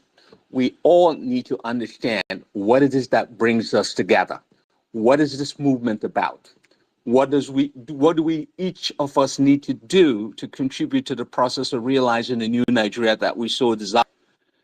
And what do we need to be doing as loyal members of this movement who are focused on the ideology. The reason I emphasize ideology, which is important, is that if you have a group of people and it's only focused around one person, and that person is not there, what happens to the movement? What happens to the ideology? We have to keep that in mind. I am not prescribing anything for anybody. I'm just saying that we should think very closely. Another thing that it was a little disconcerting to me when I was hearing that, because I deal only in data and in evidence, things that I can verify. And he has also said that. A lot of people were asserting that they know Peter Obi and they haven't even met him. I would not assert anything that I Sorry, cannot verify, sorry, Dr. that I David. do not know. Sorry, excuse me, Dr. David. Apologies. Bethel Joshua, please can you mute your mic? Thank you. Dr. David, please. Yeah, I think I was getting a static feedback. So I was cautioning against asserting, maybe as a manner of speech, certain things that we haven't verified, things that we do not have data to support. That's not the kind of movement that we want. This is not an echo chamber. It's a movement, especially this forum, and those people who have not been here before, I encourage all of you to try to come to this forum. This is a forum where we learn the things that we need to learn. This is things where unlearn even the assumptions that we have about certain things, so we can share that. I am lucky to have heard from a lot of people this evening about things that are happening in Nigeria that will also either modify my position or enhance or strengthen the positions that I've had. So in closing, for those of you in Nigeria, before I make the last remark, those of us who are in those people in the UK and the United States of America, there is a protest going on, and it's not too late in Nigeria. And I believe that we all support that. I see no reason why protests cannot be taken simultaneously in the UK and in the United States. It's not too late. If you are in the United States and you are in the UK, we should begin to talk about how we can lend a voice to support those that are at home. Thank you very much, and I yield my time. Thank you so much for the breakdown, Dr. David. Thank you. So let's move. Okay, so now Bethel Joshua, you can make your submission at this time.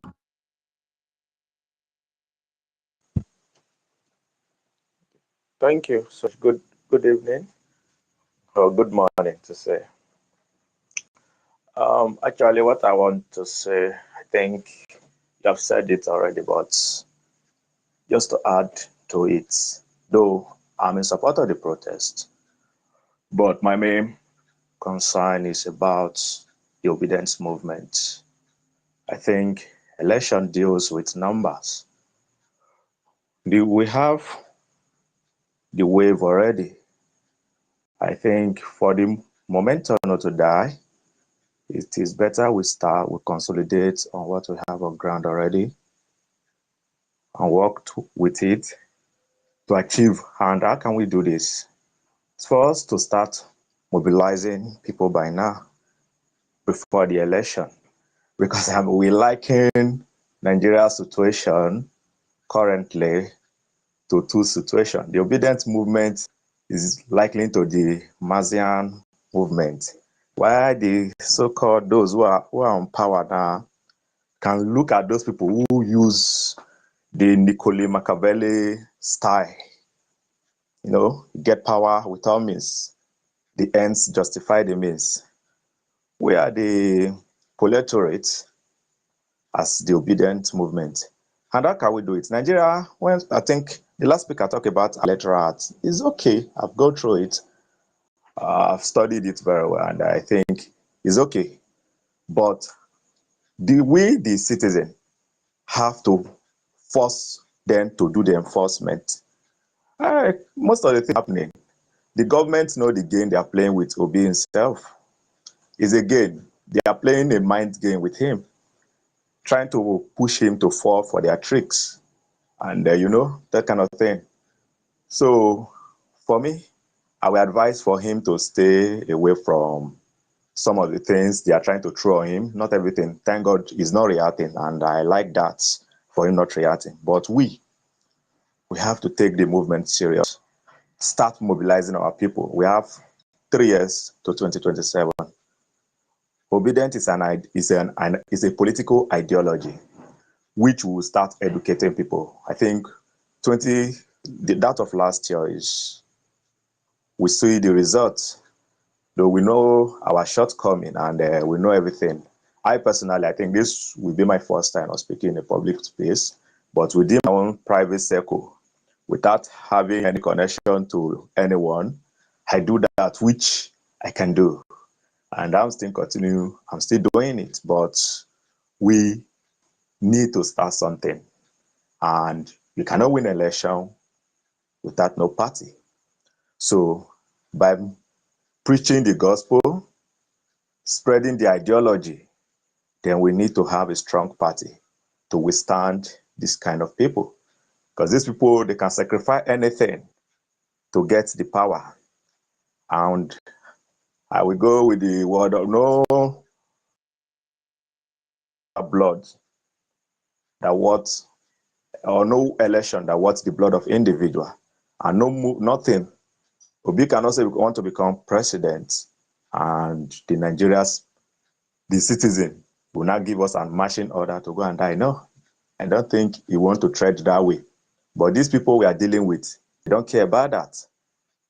So my own suggestion is for us to start making preparation towards that. And I will also suggest if it's monthly or 2 weeks, you can be holding this space for us to evaluate and discuss more on how we can go. I think that will be good. Okay, by me. Thank you so much. Thank you. Thank you so much, Betel. So, please, um, people like, we have a lot of patriotic Nigerian who have established tips and, platforms that would help you know what's going on and all that, so you can join them, for the protest and stuff like that, So, we have a checkout form, so I'll get it. I'll put it on Jumbotron. So that form, you can save the link. When you're heading out for the protest, try to fill the form. It would help. Because and your data is safe. That to an extent, I can tell you that for a fact. So it's just for in case there is any arrest or any. So at least we have legal team who have indicated people like barrister Iniebe F. Young has also indicated that anyone who is arrested, most especially in Lagos and Abuja, they will try as much as possible to, render some kind of a pro bono, all right, service to, secure the person's release. So, and all the lawyers too in Nigeria have indicated on that. Um, but please, it's when you're going, all these things are just measures, that have, been created by patriotic Nigerians, and that we have known before now, not the Abadorians, that we don't know, that just came from anywhere. So please try and understand. Then also on the Jumbotron, we have a flyer about the protest, that is going to come up in the UK. So please, in London, please do well to, take that flyer. If you have not reposted, go and post it. Take that flyer also, throw it on your WhatsApp, link it up to your Facebook, your Instagram, and let people know that this location is a location where other well-meaning Nigerians will also be gathering. Your people in the UK and all that, in London can join, So I think those are the informations that we have for now. So the other information is definitely, that's why we say connect with each and everyone who is to your right and to your left, most especially those who are on the speaker board, like Dr. Mo, Bolande and some other well-meaning Nigerians, you would see spaces come up, and you will see a lot of us also on that space. You would even on violent space also. Then you'll be able to connect with others and informations will come out. Arewachik also, she's doing a wonderful job in that area too. You can also follow her. If you search for Arewachik, you will see her. There's no two Arewachik, on X. You definitely connect to. Yeah, and if you see other names, it doesn't matter. You will see the one that is the main Iowa chick, So, and she also has the DP of the NBAD, the popular NBAD governance in Nigeria. So thank you so much, everybody. Let's quickly take the other submissions then. Okay, so let's go to Abdulkaz. We've not heard from you today. Let's submission from Abdulkaz. Abdulkaz, are you there? Over to you, sir. Yes, I am. Thank you. Not to take so much that time, I'd just like to say, this is wonderful. Something is actually happening here, and I'm really happy. I'm happy to be alive at this time of life, to experience this. Um, One thing I wanted to say is that this movement is actually spiritual. Permit me to just go that route. I feel that change is not brought about by maybe some intelligent person with some intelligent plan. I think it's brought about by spirit. And that's why you have certain kind of figures. They come out like Mandela, and they fight for injustice, and they just are immortal in some kind of way, like you can't kill them. If you try to fight them, it makes the thing go even further. So I think that that's the kind of person PO represents. He represents true essence. I think that Nigeria maybe is having opposition. This is the first Nigerian opposition, in history. Like the reason is because he is an essence-driven person. So when you try to oppose something that is true, it will start to work against you. And I think that's what is happening. I think that the system as it is, they say evil destroys everything, including itself. Even if you want to do good, like you have it in mind, you want to do the right thing, somehow it will just start to just not work because you do not embody the spirit of change. So I believe that change is brought about by a spirit, and if you don't have that spirit, it's just not it, no matter what you try to do. And I believe that's why I said this is spiritual, that PO represent that spirit, and that's why we're here, and that's why this room is set. And I can see that the thing is sort of fixing itself. So if there's anything that I would like to tell us or encourage us, is to say that these things are actually going to fix them. In fact, they're already fixing themselves. Look at the room we're having, look at everything and the way everything is moving. I believe strongly that things are going to be better. Let me round up by saying this, that let's not also feel as though this is some kind of distraction to a process. Let's see it as part of the process, that all of these things, they may be appearing like drama. Oh, okay, there's sudden protest or this. None of this is a distraction. Everything is actually towards that same process, and it will yield good result at the end. Thanks very much. Thank you so much, Abdulkaz, for your submission. Let's move quickly to I want to take some Comrade. Comrade, you've been on the mic for a while. Comrade, are you there? Let's take your submission quickly. Thank you. Comrade, are you there? Yeah, good evening, everyone. Oh, good morning, everyone. Sorry. Yeah, it's really all good. We've all said our opinions. We've really made good comments. But I really want to say this. Looking at people that are moving out of Labour Party, or they say they are moving out, they are parting ways with PO. I don't think it should be a kind of concern or a kind of discouragement on us, because many of them, they came in with the hope of getting shares. The partisanship politics in Nigeria has remained so, in the sense that so many persons, even so many right-thinking Nigerians, will be thinking that it is still the business as usual. That whenever they are going into politics, is just to go and share. It's just like some platforms we belong to. You see some persons, when some individuals come to approach them, okay, look at this, I am bringing so amount.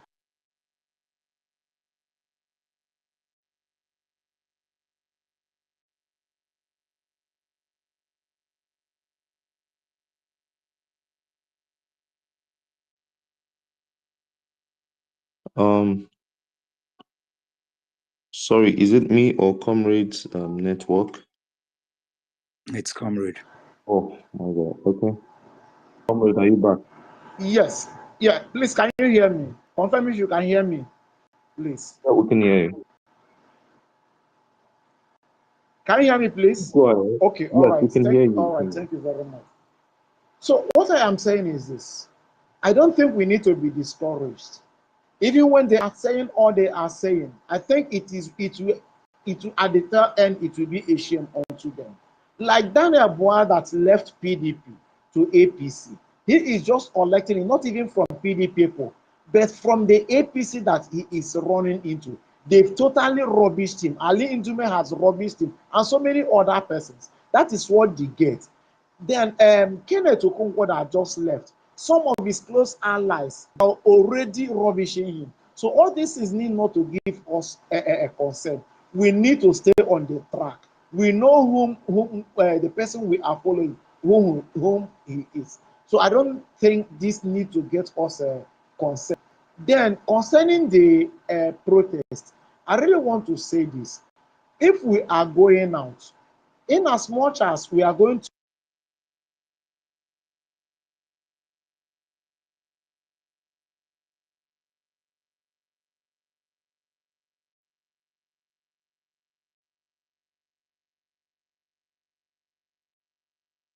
Okay. I want to believe that's Comrades network again. Yes. Oh, Comrade, I wish we can quickly take your submission. all right, thank you very much. Thank you. Oh, okay, okay.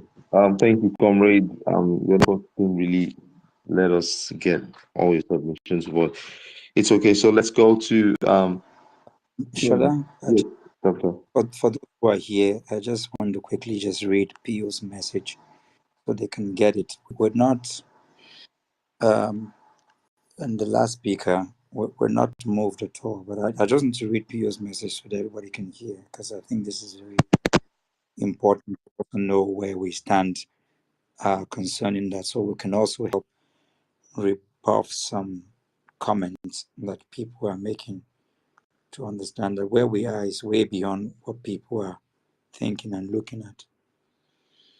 So his message, he said, I saw Kenneth Okonkwo's open letter expressing his different views from mine, and I also saw some of the various responses.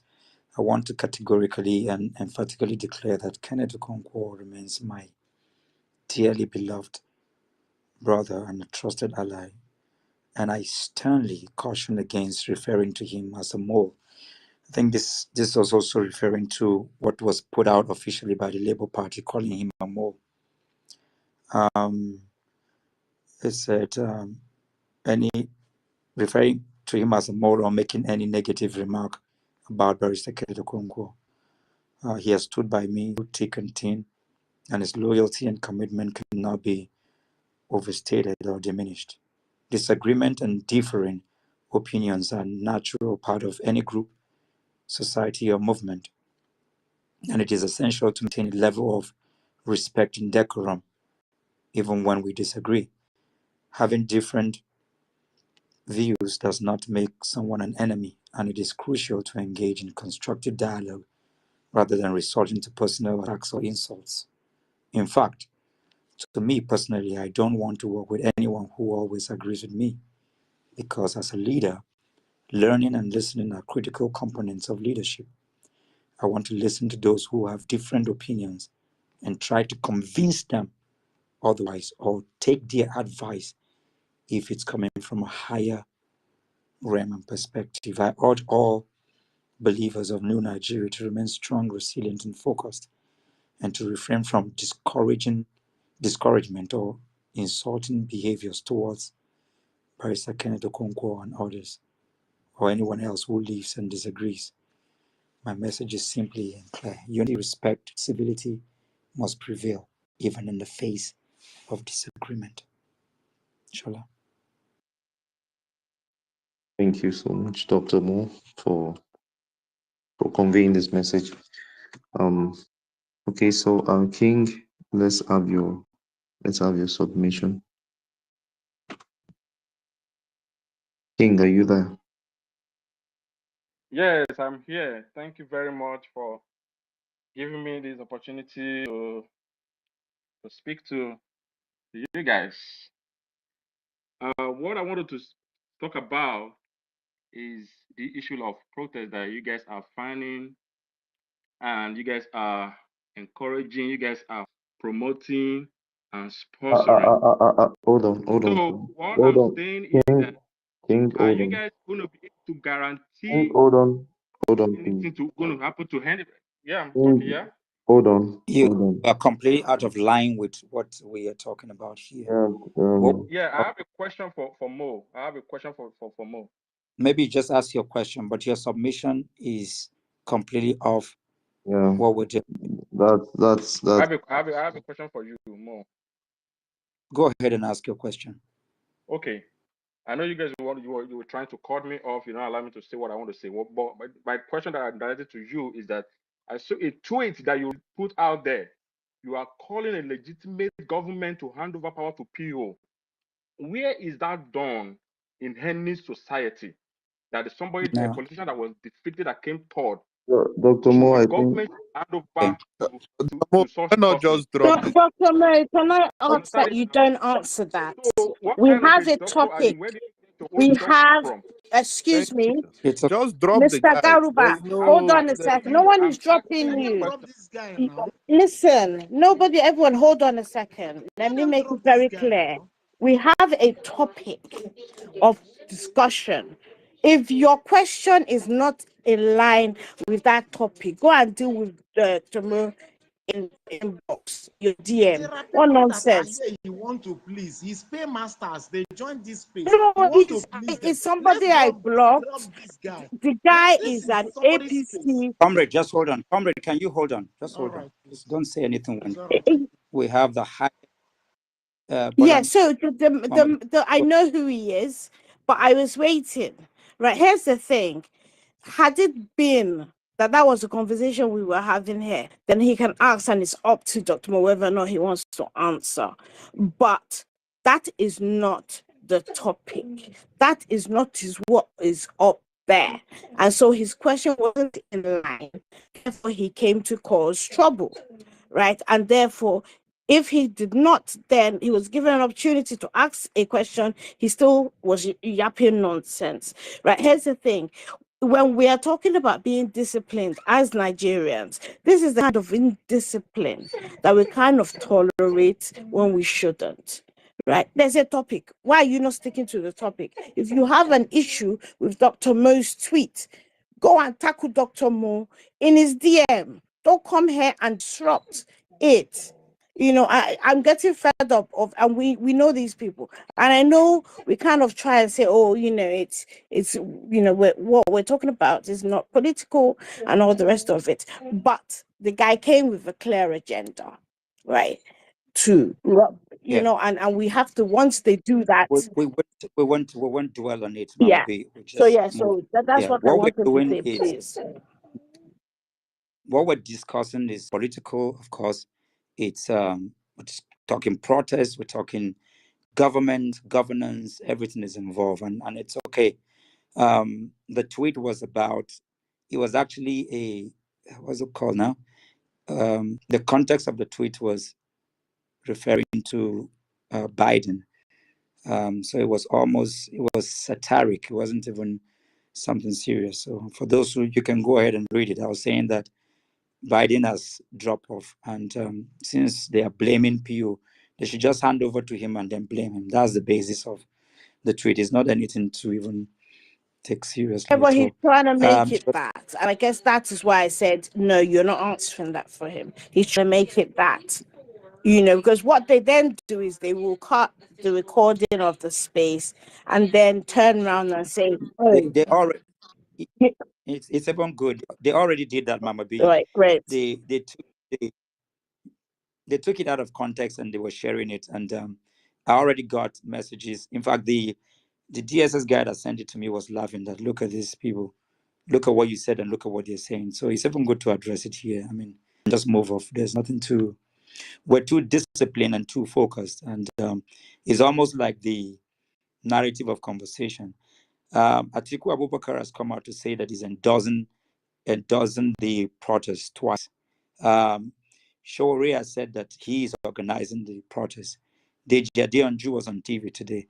There are many people who are talking about the protest. Pio that told me that I did not support your protest because my child is not a part of you. They say he's the one that is responsible. So we know what their issues and their problems are.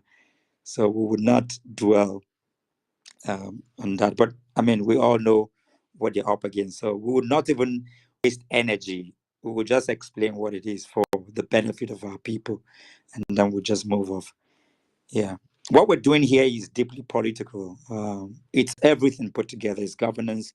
It's part of it's what the obedient movement is about. It's change is systemic. So we're going to continue to deal with it. And of course, we're going to have elements of people. Don't forget that it's a movement and it's a battle of ideology that we're going to be dealing with, and that's why we see all the things that are going on. And that, I mean, you can see what we're doing here, trying to teach those who want to go out to be patriotic, and we have a template. We participated in a protest that took place for 23 days, non-stop. It's recorded. It's the longest protest in Nigeria's history. The only reason why people are not talking about the protests that took place after the election is because it was peaceful. It was the most peaceful organized. Not a single soul was lost. It was Mazi, is there anybody who was a part of that protest that is here? Mazi, you're here. I wish you can come up here because we need to deal with that. Mazi is here. He was on ground organizing people for 23 days non-stop. We were on the ground. Nice one. Are you still here? We had people that were there. The reason why it's not on the front burner is because, so even if they want to talk about protests organized by the obedient movement, we've done it. And it was 23 days non-stop, non-violent. We picked it up after ourselves. We ensured that the street of Abuja was cleaned. We have everything on record. That's a template, and that's what PO represents. Patriotism, protests. We were within the ambit of the law. We were careful about language. We did not generalize. We were very proactive. And for the people listening to us, this is what we represent. We also we're prepared for the long term. We're so disciplined. It's not about both in our conduct and in our behavior and how we go about the things we say. We already know that there are people who would come in to try to ferment and cause trouble. We're not even moved by that already because we already foresee, we understand, and we're going to have many more of those people because, truthfully, we're still in the minority. Those of us who are seeking for the new Nigeria, we're still in the minority, and so our job is very big, and this is why we will continue this struggle for a long time until we're able to win half of the Nigerians on our side. We're so divided in our country. We have a lot of, because the cracks are there, religious cracks, tribal cracks, and we have a lot of agents of divisive rhetorics and narrative who are there to ensure that they continue. Bolandi, I saw what you wrote about that. Perfect. And everybody should read that. And here, part of what we do is to arm people with the tools to be able to fight. Tomorrow, we're going to be looking at the tools for patriotic protest. I don't think anybody, but nobody should miss that. so that we can deal with that. We're going to use our space to educate this season and this period before August 1st. We're going to take time to, so I need people to go and study. What does it mean? What are the tools of patriotic protest? So when you come here, you can make great intellectual, practical submissions that can help people so that they can cut away and be able to share and keep learning. This is what our space is meant for. This is what the obedient movement is about. And this is why we let them go. When they snatch, they grab, and they run away. It's just that part of what we're going to be, when the time comes, we're going to teach our people how to stop, snatch, grab, and run away. And how to stop elements like these people um, that came to do what he came to do. How do you deal with unpatriotic Nigerians? You know, we started off day before yesterday talking about how do you deal with how to deal with an unpatriotic government, you know, so that whatever we do will be within the ambit of the law. So am I still audible? Yes, you're audible, doctor. Please go ahead.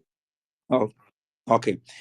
So I think at this point, before I let anybody, I'll just try to quickly stay on the topic a little, just to clarify something, so that since we already have this element for people to know, and like Pio said, protest is enshrined in Nigeria's constitution, so nobody can tell us not to protest. However, I said it again: keep the nation separate from the government. That's one of the key points. Keep the nation separate from the government. One of the things that Nigerians are not able to do is to separate between their people, that's your tribe, the government, and the nation. One of the reasons why Martin Luther King was able to deal with the founding fathers of America is because Thomas Jefferson, for example, was the one that wrote in America's Declaration. He said, all people are created equal, right? If you remember that statement that he made, which is part of America's declaration. Now, America has been able to build an ideal that is completely different from Americans.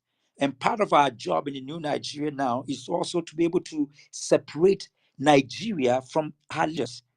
You know, even though there was a point in time where discrimination was part of America's constitution, you know, MLK and some of the civil rights people were able to fight because that distinction is there.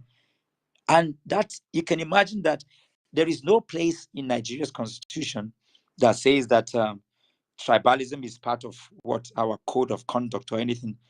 Any act or conduct of nepotism is against the Nigeria's constitution. Tribalism is against our constitution. But in America, there was a time where discrimination against Black people was enshrined in, in America's constitution. But because there is an ideal that is bigger than Americans, and I say this here because most of the founding fathers of the United States were how do I put it? They were slave owners. A slave owner is a criminal. They were anything but anything good and moral. But yet, within that system, there was an ideal bigger than the conduct and the behavior of Americans.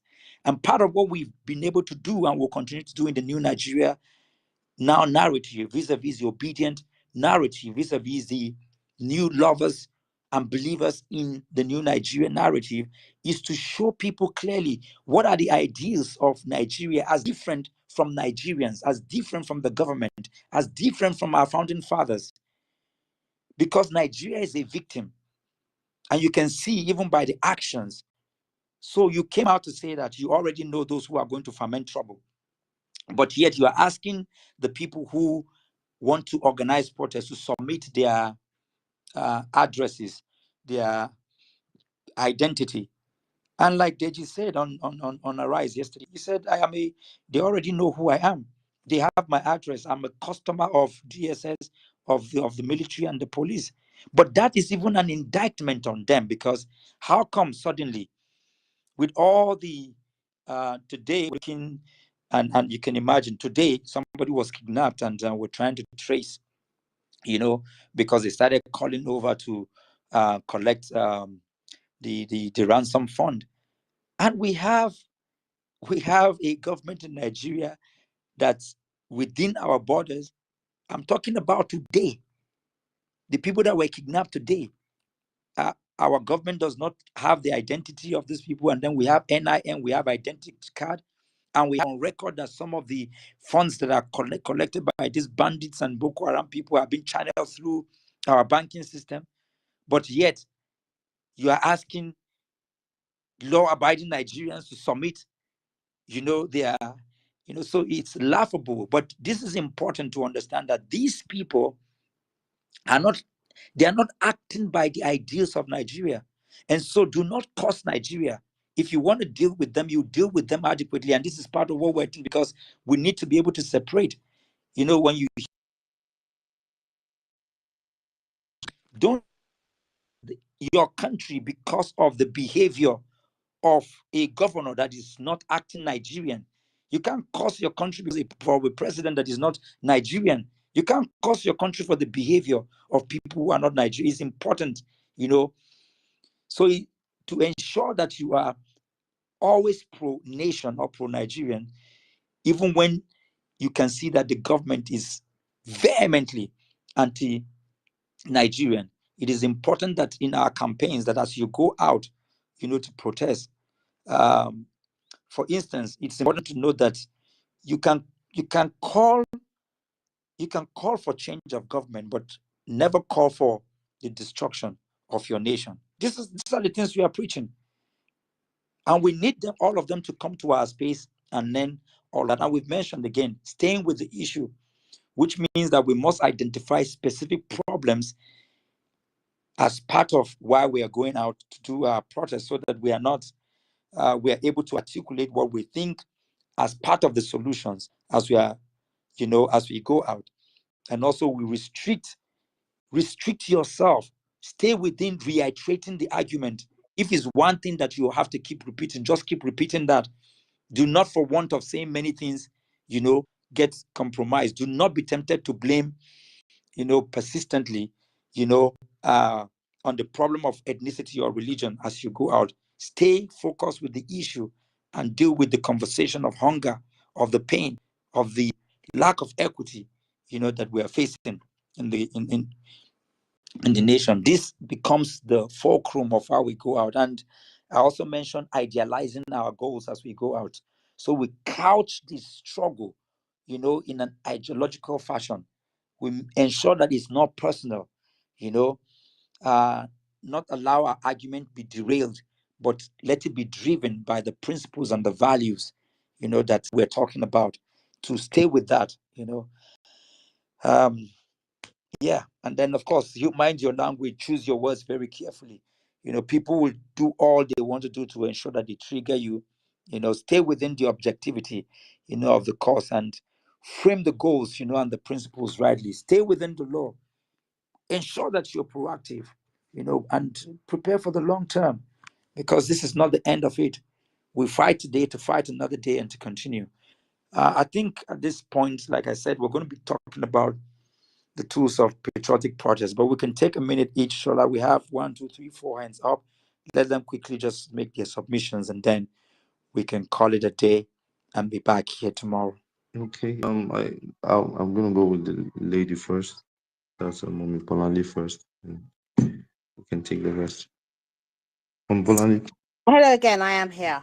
And Dr. Moore, I think it was one of the last things that you actually said, right? It's about when you go out there, it's very problematic if you choose to use violent rhetorics, right? While you're out there, you're actually looking for trouble, right?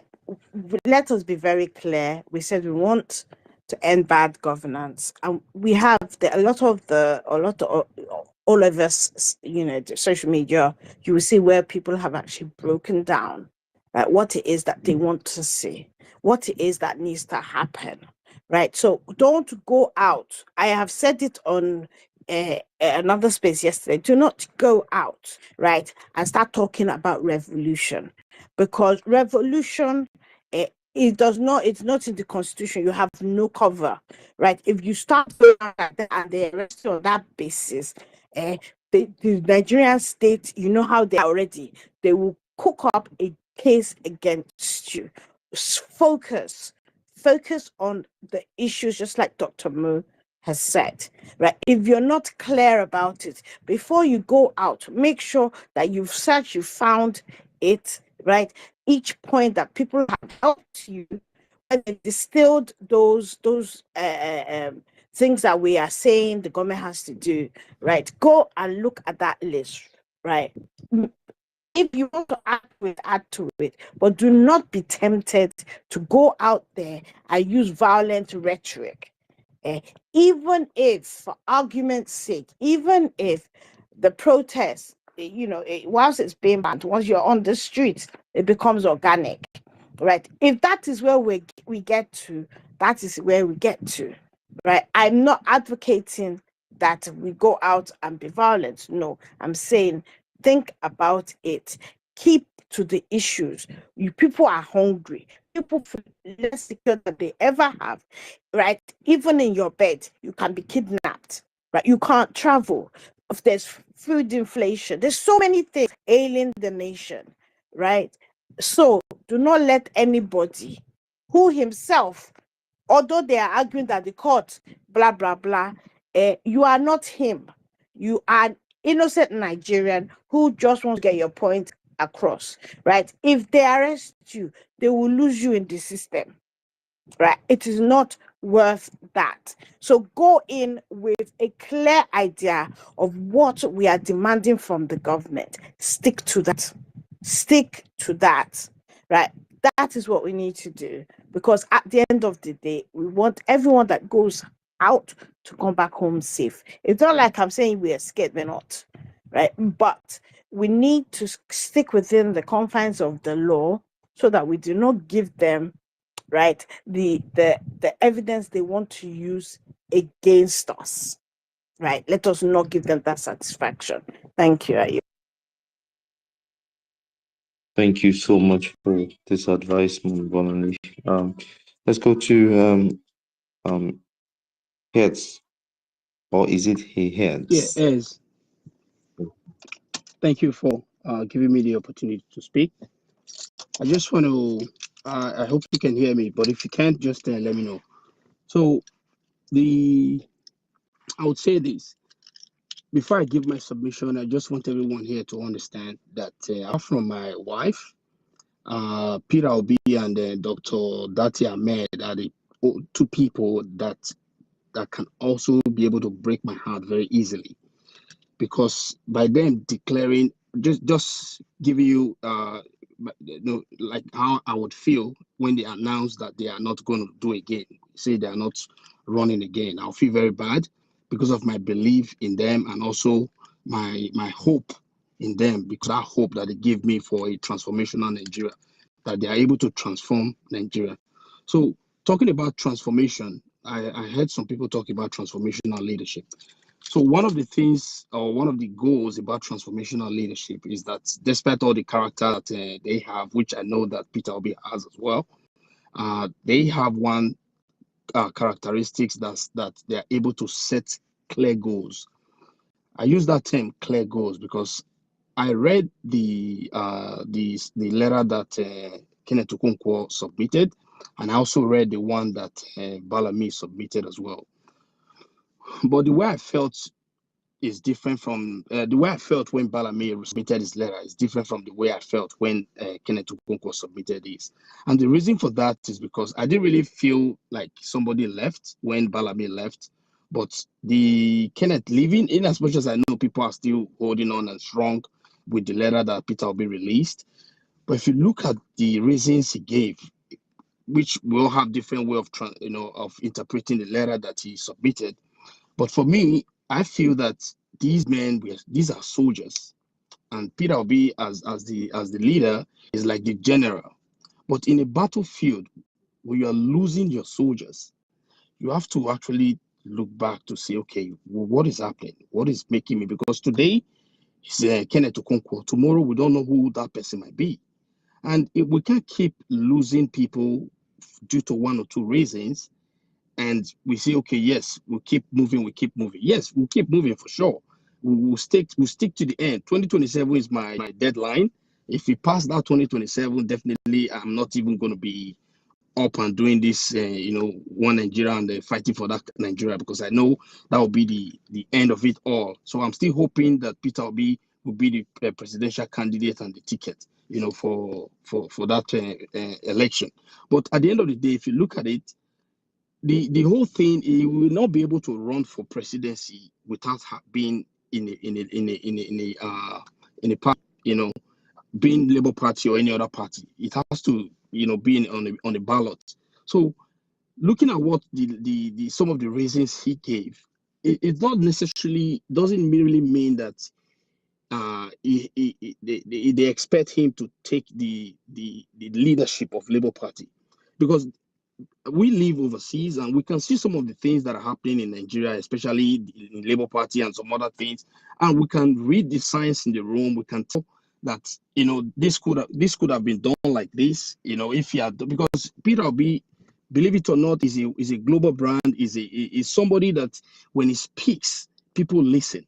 When he makes comment on things, people that were having this mindset before might end up changing. But from the letter that man gave, the reasons he gave, looking at the national convention and all of those things that happened in Abia, we as the obedient people that are actually, doing the whole drive, we saw what happened in Abia, and we expected a different kind of result at the end of the day, for some, things, an adjustment to be taken. And also, we saw the gathering with those people that founded the Labour Party in Abuja as a result of some of the. Yeah, please go ahead, Okay, Ed. sir. Sorry. Just Yeah, I'll just wrap quickly up. round. So we saw some of the things they also did. So we saw the version of Aburi in Abia. Saw another version of those that say they founded the Labour Party in Abuja. So for we as the obedient, I can speak for myself and some other people. We were actually rooting for those people in Abuja, because the one Aburi did, we found it very disrespectful to us, and Dream not respecting our effort and our drive for that better Nigeria. So we saw that as a result of that, we don't want to go with the side of Abure because of what I showed. So we wanted a situation where this convention thing should be kind of restructured and everything carried along and all of that. So we're not seeing that happening, and for me, time is very sensitive. Time is running out. And I don't know, the last time I was on the space with Dr. Mo, I think that was like 2 months ago. I heard him say they are working on something, and soon enough there's going to be rolled out, and I look forward to that thing coming up soon. And today again, I've heard him say it again, that there's also working on something. So for me, I'm that person that when there's a timeline, I have that sense pattern paradox mindset, that you have to set a deadline to be able to achieve something. So now that you've said it today again, today is July 28th, I'm going to mark it down. And maybe in another 2-3 months time and there's still nothing, I'm still also going to remind you that 2 months ago you said this, and today again you said this, and 3 months later. So for it's just we need a clear set of direction. It doesn't have to be that he tells them, but just guide them and tell them what to do. You don't have to be in the forefront. From behind the scene, we can be seeing that yes, you are telling these people what to do. Because at the end of the day, if Abure is on that ticket, he stands to be compromised and he can kick out Peter Obi, and that will leave us partyless. So I don't want that. I want him to still be the party ticket, to be the nominee. And please, we cannot let us keep watching and seeing what is happening. We can't keep losing soldiers. It's sad that he left, but tomorrow another person can still leave. What is the reason why they are leaving? You have to look at that, then try to address that reasons. That's all I have to say, guys. Thank you, and have a good night. Yeah, thank you, Ed, for Shola, unfortunately, we have to keep readdressing things over and over again for people to get it. In the last 2 months, if you know the number of people that have moved to us, and I'm not talking about just street people, including the national vice chairman of APC, whom I had to introduce to PO. And like I said, sometimes I just wish, and it's okay to say it, there are things that we would not discuss open spaces. But for the sake of the discussion here, it would be good if more of us can just ask questions and do more of inboxing so it can help. But like I said, we're going to take time to explain some things. And I said it here. My first discussion with Pio, he said, Mo, I know I'm going to be alone. I said, you will not be alone. He said, no, I'm telling you that many people are going to leave, including people that you would not believe. And they are going to leave. But it's okay. As they are leaving, more people are coming. And like I said, it's also because for many of us, this is why you have to separate the obedient movement from political. But we're not a political party, and I agree with you.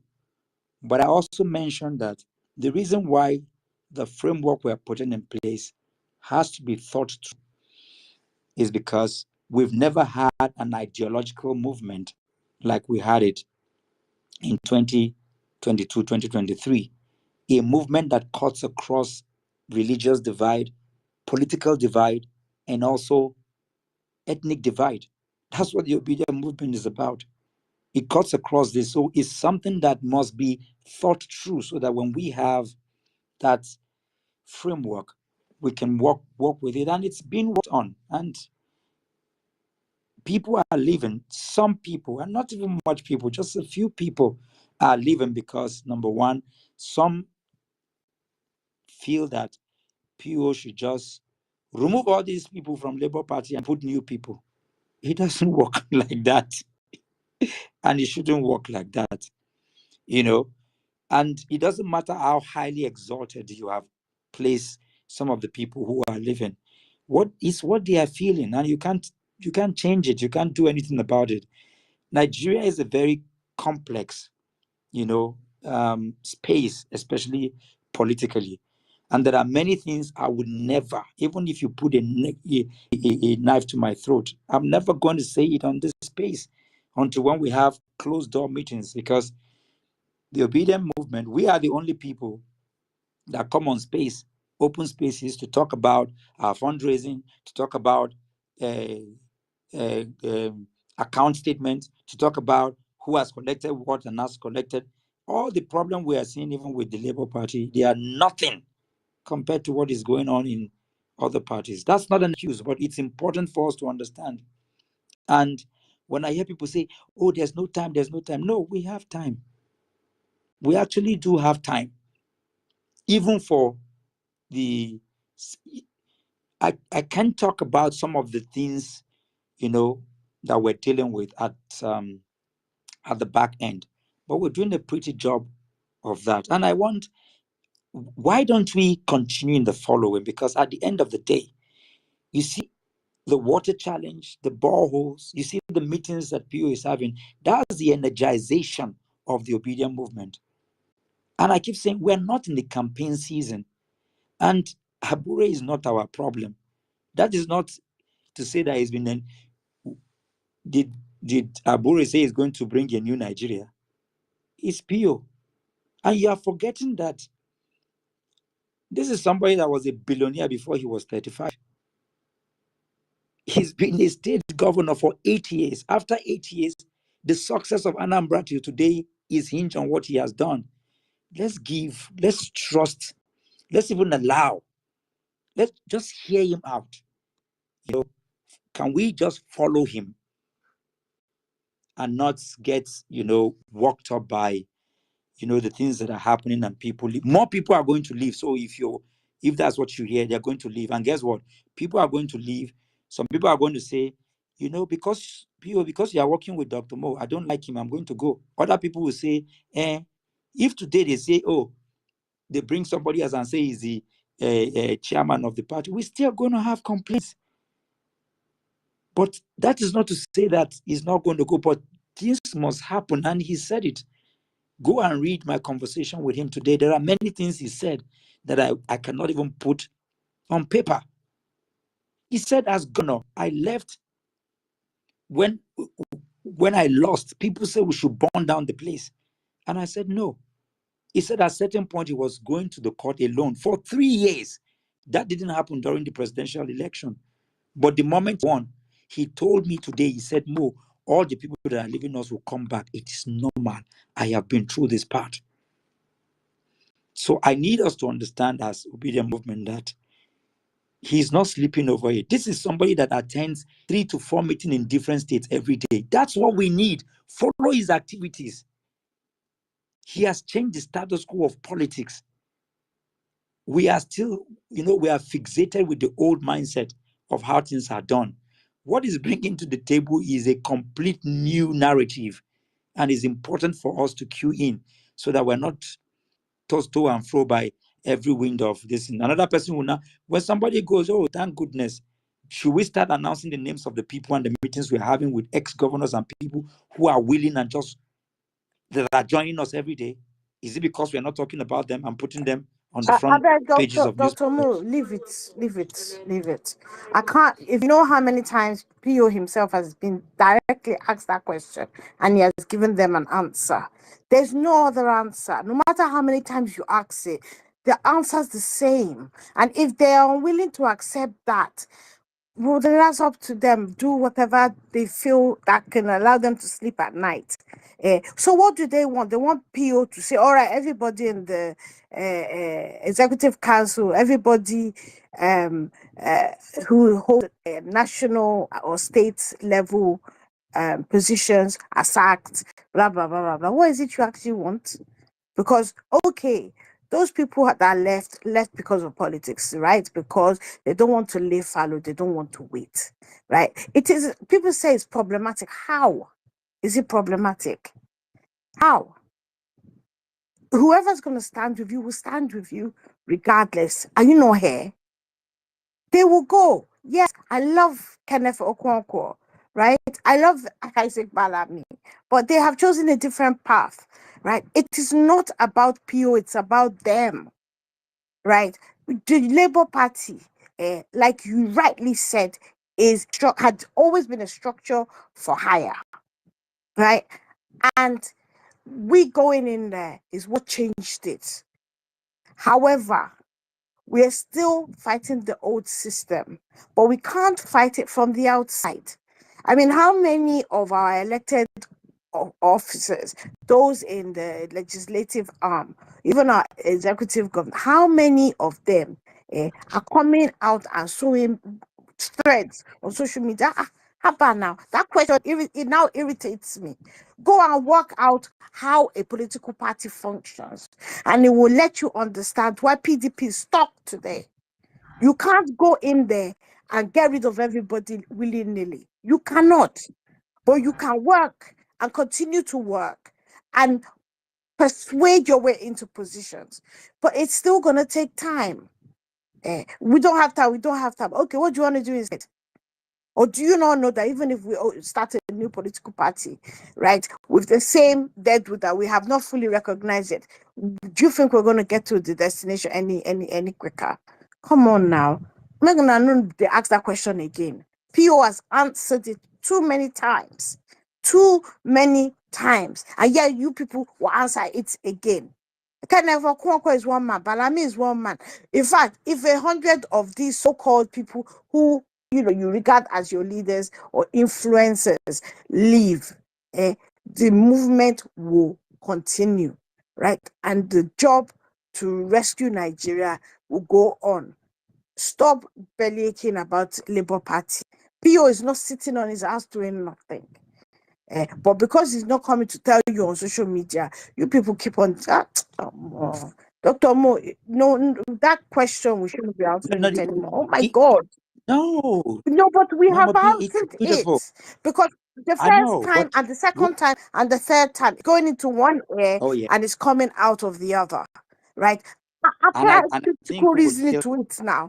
Why, if PO could have got any of those guys into leadership position because he felt that that's the position that will help move the party and the movement, PO still would not have done it, right, in a way that doesn't follow due process. I don't understand. I don't know what the people. It's one man. You're not dragging all your elective members in the house. No, you're not dragging them to come and sort out the Labour Party. Did they not win elections on that platform? So it is POU people always want to drag. Come off it. It's a PO cannot, what you want him to do is undemocratic. And PO will never do something that is undemocratic. How about now? What's the problem? You're right. He's never going to He's do not it. going And to it's do it. important for, Right? If you want yeah. to get into a position, go to your ward, go and join Labour Party, begin to influence people from the grassroots. You will then move through the ranks. As you're moving off each rung of that ladder, you will be changing people's mindset, right? That's how you do it. Not this imposed. And that, What else can you yeah, do? and that's even one part. But for those in the obedient movement who also feel like they don't want to be a part of the labor, that's still beautiful. But it's important to note, Mama B, thank you, that during the struggle in South Africa, many do not know that when Mandela was in prison, do you know that the entire movement actually are taking part with the white guys in South Africa? And when they came to Mandela, you know that they are signing agreements. He said, "Okay, that's fine. That all of you can do that, but just know that I'm not a part of it." You know, there's this example I usually give for people to understand what leadership is, and that's why we're here. I'm not even bothered or angry, but we will keep reiterating and helping and growing on learning and relearning. When we talk about influencers, because of how our society is wired, people think that obedience or young people that have 1 million followers, 2 million followers, 500 followers, they are influencers. No, they're not influencers. That you have people following you on your social media and that's not influence. Influence, to be an influencer, what it means is that when you choose a path, a difficult path that nobody is following, you will continue on that path until everybody follows you. That's an influencer. An influencer, the creator of X is an influencer. It's not you that have 5 million followers. You are taking, because today he can decide we all will not meet here and all our data will disappear. That's influence, not those who run in the front of it and you are having 1 million followers. No, you are just somebody who is using the vehicle. You're not an influencer. These are the kinds of discussions that help to build our ideology. You could have just 20 people following you, but when you drop a message, and we need to get our people, some of the most naive, ignorant, and useless people on all the platforms are people who bought followers and have, talk nonsense. You're just sharing. You have no idea your own. You only steal other people's stuff. You're not a leader. POE is a reputable leader. I am a leader. I told PO, I said, I'm not, when people say, oh, more they are going to buy, I'm not doing what I'm doing for PO. PO is a beneficiary of what I'm doing. I've been on this path for 20 years. Abdulkas is here. I'm a co-founder of Amumu Don't Do. I fought all the government, Jonathan, Buhari, all of them. For most of us here, we just happen to align. And if you're not aligning, if what PO has inside is not what is inside you, it's a matter of time. He's going to go. And this is why I keep reiterating. It's good to have a political party, but the obedient movement is not a political party. And that's why, and I heard you when you asked the question, the framework is taking time because it has to take into cognizance the fact that there are obedient movement in New Zealand, in Canada, in America, everywhere. There's obedient movement all over the African countries. I was in shock when we got to Ghana with PO. These people, obedient movement from Kenya, they came. So it's not just something that you just sit down and, take AI and just put together and say, oh, okay, this is a framework. No, these are human beings, real people. We've been having debates and discussion and argument just because of the way forward. And yet, until it's perfected to a particular point, no, you don't want to come here and say, okay, no, but it's going to be done. Believe it. There is a bigger plan. Just know that there's a bigger plan, and that's good enough. And yeah, we're not angry, but don't make us keep reiterating issues and ask questions. You said something that was very germane for me. You're not here. And I say to people, I'm on ground. When people talk about Northern Nigeria, I tell them, I swear to you, the place that we went to in Brendan Kebbi to go and put borehole, the people there, if you go there and talk nonsense about people, you won't live there alive. They're not on Facebook. They don't even have telephone. We just left Ampa. Do you know where Ampa is? Do you know where it's called Olamaboro? Do you know what? Have you heard that name before? We had to go there with almost 30 security people. No, there is nobody in PO's class that would ever pass through that death trap and road. Do you know what this man is doing? You know the kind of risks we take? Because this is not a show. We're bent on the long road to changing people, mindset, ensuring that we touch base with real Nigerians, real places. This is what the work is. And so when people make argument, and I reiterate again, can you ensure that your own boot is covered? You are the one that will cover your boot. PO can only cover his own boot. You cover your own boot. Let's have a representation of people in all the local government, in all the wards, in all physically present. And I remember what he said to the young man. He said, you are from the Northeast. The best thing you can do for me is to go there and ensure. Don't sit in Abuja. I mean, Kenneth Okonkwo is and I respect him. He's a brother. I still spoke with him. I still honor him. You can't sit in Abuja and be talking. The only help you can give to us is to go to your local government and protect the vote. So, guys, we're working on all of this. And guess what? We're even going to, it's just that we can't do it on an open space, but we have looked at what went wrong, what did not happen. And I said it lastly in 1 minute. To win an election, one, people have to vote. Two, power has to be negotiated. Three, it has to be protected. All we did in the last election was vote. Of course, we had more than 10 million people who voted. Yeah. But going by INEC standard, I can tell you here, and let me tell you, there has been negotiations of power that has been going on. And Pure is right at the top of it. Quote me anywhere. It's not going to be on X Space. It's not going to be on social media. It's happening. Shola, we can probably just take 1 minute of submissions so that we can close and go for today. Okay, thank you so much, Doctor. Yeah. These days we in Nigeria don't sleep anymore because we need to. Our eyes are, now wide open. We're counting down. So, please, official Driziga, let's quickly take your submission. Please, I beseech you all, just 1 minute so that we can. Thank you. Official Driziga, if you're there, please. Well, thank you very much, Charles, and everyone who is still here at this time.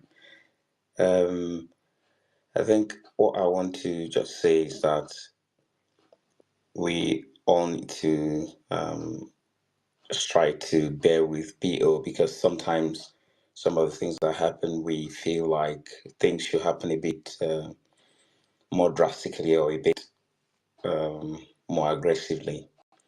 But I think at some point I took out time to try to study how he approaches things, and to me it embodies most of the core values of all nonviolent movements. And it's anchored on the reality that nature is always on the side of justice, and eventually justice will always prevail. So that's what I think that, underlines most of the things that he does. And since I realized that, that has really helped me to understand his approach to things. So Kenneth Okonkwo is someone that I know very well, and he's a person of integrity to the best of my knowledge.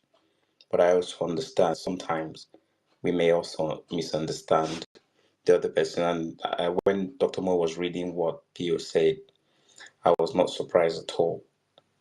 So the thing is that I just want to encourage us. And then this movement, we need to also teach. Training is at the core of every movement. Boot camps, getting people to understand the essence of the movement, what we believe in, what when Mahatma Gandhi was leading, there has to be clarity. There has to be clarity of the person and the personality of people. I have no doubt at all that at the end of the day, Pio will be elected president. But we all have to keep that faith and keep working. So that's what I want to say. The other thing I want to suggest is that sometimes when people are having their hands up, the temptation is to keep trying to talk, but we need to listen to one another also. Even the young man that was talking, and there was, a lot of rush at trying to explain to him. I saw that Mo was very quiet and just waiting for him to finish. I don't think that the impressions he was trying to make are very, very common. And I know what Dr. Mo had posted. Dr. Mo was just responding to accusations being made to PO about almost being responsible for everything in Nigeria. And he was saying, fine, if you guys thought that he was responsible for everything, then you could as well hand over the reins of governance to him so that he could take responsibility and address those things. So I think we could have given Dr. Mo the opportunity to explain to the young man, Benga, what he was trying to talk about. So I want to, thank everyone, Bolande, Scholes, and Dr. Mo, and everyone here.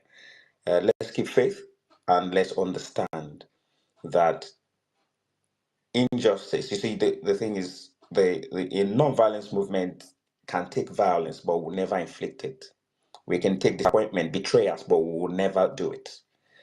That is what matters. And eventually, like I will always say, I may not win, but my values will always win. People need to understand the movement. And there has to be clarity of what we want to achieve. What we want to achieve is for Pio to be president, and we have to look at the pathway. We are not trying to bring anarchy and power to lie on the street so that another violin can pick it up. We need to be very clear about what we're doing and the strategy, and educate our people through boot camps, through spaces, like one of the things that we're doing at the moment. So I want to thank everyone, and I believe that at the end of the day, we will prevail. Thank you very much. Thank you so much, Official Riziga, for your submission. I believe that we are on the right path, and definitely we're going to get to that place by God's grace. Let's move to I'm trying to okay, so let's take God's will. Nwako, the mic is over to you, sir. Okay, thank you, sir. I just joined late, but I had read the letter, and I just have just a few things to say, and that is one, P2B is a moral leader. Okay, it's not. It comes once in a million years. As a matter of fact, you might have a nation that somebody like Pio never comes around. Okay, has never been able to come around. It's almost impossible for you to see a politician that grew up from the ranks in Nigerian political system that does not have a baggage. I mean, there's never in the history of Nigeria have you had to say, go dig out any baggage from my past, and if you're able to pull something out, I will step down. Nobody, not even those that have been previous leaders or current leaders. Why is this important for us to take note of this? It's important because Nigeria is like a patient with stage 4 cancer. Stage 4 cancer does not, clinical care alone is not enough to fix where Nigeria is right now. Nigeria needs more than clinical care. Nigeria requires healing. a healing that can be carried out by a moral leader like Pio. And we might have a situation where somebody can bully himself into office, manipulate the system to get into office. That person will not be able to heal Nigeria the way Nigeria needs to build. And that is why we have to stand behind this moral leader, because he has the capacity, he has the gravitas to be able to bring that healing that Nigeria will require to be able to become a nation. All these other things we're doing is just distractions. It's not going to work, because at the end of the day, what gravitas is somebody that has a baggage? What gravitas do you have to stand in Aso or stay in Aso and be telling people to do the right thing? When they will look at you, they'll say, after all, no be you way. After all, what right do you have? After all, no. So you can't even stand on righteousness, on the platform of righteousness, to demand accountability, to demand transparency, to demand probity from subnationals or from your cabinet members or even from your lawmakers, because they are privy to your baggage. And as long as you cannot be able to command that sort of righteousness, you are not going to be able to heal the nation. There's going to be cracks, and we'll continue on this path of decline. So it is important that we appreciate the kind of leader that we have, why we're standing behind this leader, why this leader is the only leader in our lifetime. Unless you can find somebody that can come out and say, if you have any baggage about me, go bring it out. I don't see anybody, not within our age group, that is currently serving in public office. None. And you need that morality, because at the end of the day, we are going to have to do a lot of repairs, not just within the domestic scene, but also the foreign international scene. The perception people are going to look at Nigeria after now. You think it's just to collect loan, to go about begging, getting IMF loans and all that is going to be attached with so many conditions that you have to collateralize with your future production of crude oil, like they're having with Dangote, and they're struggling to find crude oil to put in his refinery. That is not how you build a nation. It's not about loans or debt that you have to collateralize. It's about investment. Funding organization looking at, okay, how am I going to take some equity? How am I going to invest? Expecting returns, not fixed interest payments. So that they're invested, they come in, they bring their resources, the organization bring their resources, bring their expertise, bring their technology, bring their experience, so that by the time they come in with their infrastructure, you have a functional infrastructure that they can replicate from their Western practices, their best practices. That is how you inspire, and attract opportunities and investment. It's not this one they are doing running around collecting loans. How many lists of companies have evacuated Nigeria's economic scene? And you think that you're going to bring good companies like Microsoft and Toyota and Tesla to Nigeria? That's not going to happen. But with Pio, I see a situation where because he's now a global personality, I see a situation whereby they're going to say, okay, we know this guy, we trust this guy. The people are ready to put their work, put their hard work behind. They call it elbow grease here in the US. Elbow grease. Put their elbow grease behind this guy. And as long as the people have the belief and the trust and the confidence of this moral leader, every nation on earth will be wanting to invest in every single Nigerian, 100 million of us in Nigeria, without even blinking, without even thinking about it, because they know that the environment, that the community, that the nation is led by somebody that inspires the entire population. So please wrap up. So at the end of the day, Because of I got time. a lot to say, but at the end of the day, we cannot let this opportunity pass us by, no matter the distractions. The moral leader we have right now comes once in a million years, and we have to embrace it with both hands. Thank you. Thank you so much, Goswe. Sorry, my network shut me out of this. Couldn't hear the space for a while. Okay, so yeah, please let's try to stick to the 1 minute, 60-second submission, please. Okay, so let's go to temp. 1 minute, please. No problem. Good evening, Abi. Good morning, everybody. I'll try to be as brief as possible. Now, every human being has his or her reasons for what he or she does. So I try not to interfere or question or try to draw inference from whatever decisions you make for whatever your actions are. I did read Kenneth Okonkwo's later, and it is choice, it is decision. But let's ask ourselves this question: If I am or I was Kenneth Okonkwo, I will ask myself this question: leaving Peter Obi on that premise, would it not mean that I am leaving him exposed to danger, knowing the kind of environment that we are operating in? You see, for whatever reason that he did what he did, if I have issues or have challenges with somebody I revere as a leader, I would never bring it to the public. I'd rather go to you and tell you these are the reasons why I'm leaving you, and it is settled between me and you, and I don't bring it to the public. So let us not try to sugarcoat or try to make it look as if it's his choice. But writing that letter was wrong on a lot of levels. I am a very, very blunt person. I am very, very direct. I don't like beating around the bush. That said, I spent the better part of yesterday pointing out this particular issue, calling out names, that because you don't open a space and talk about P2B, and I'll take it from you.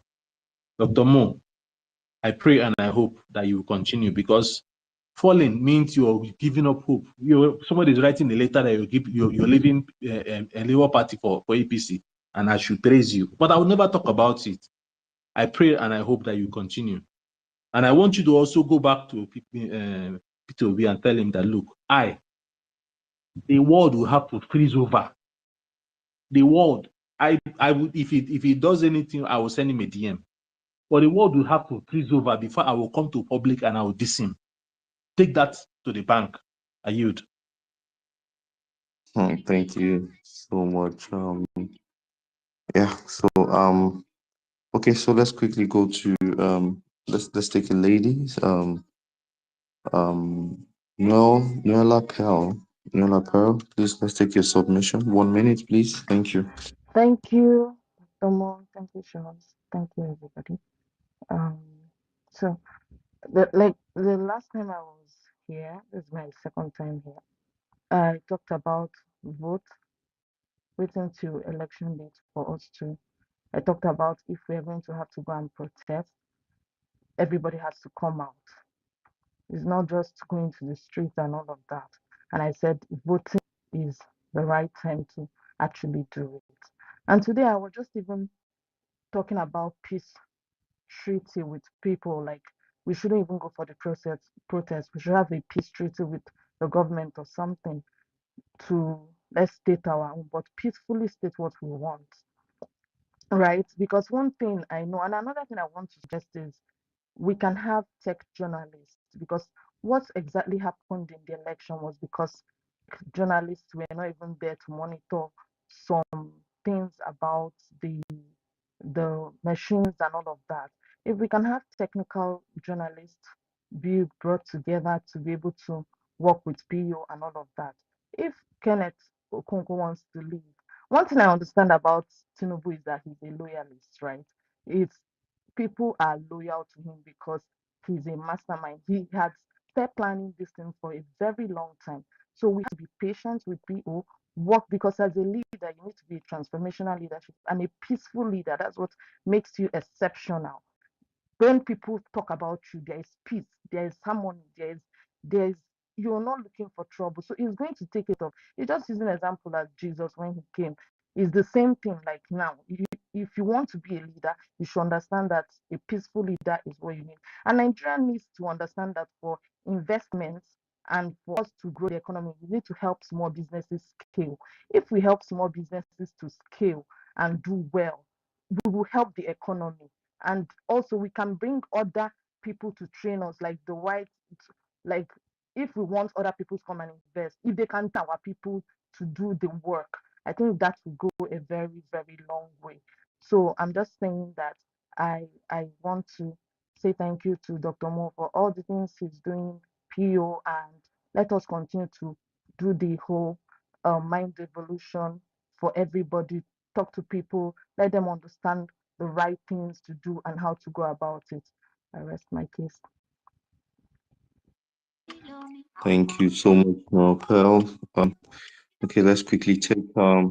Kenny 234. Okay, 1 minute, please.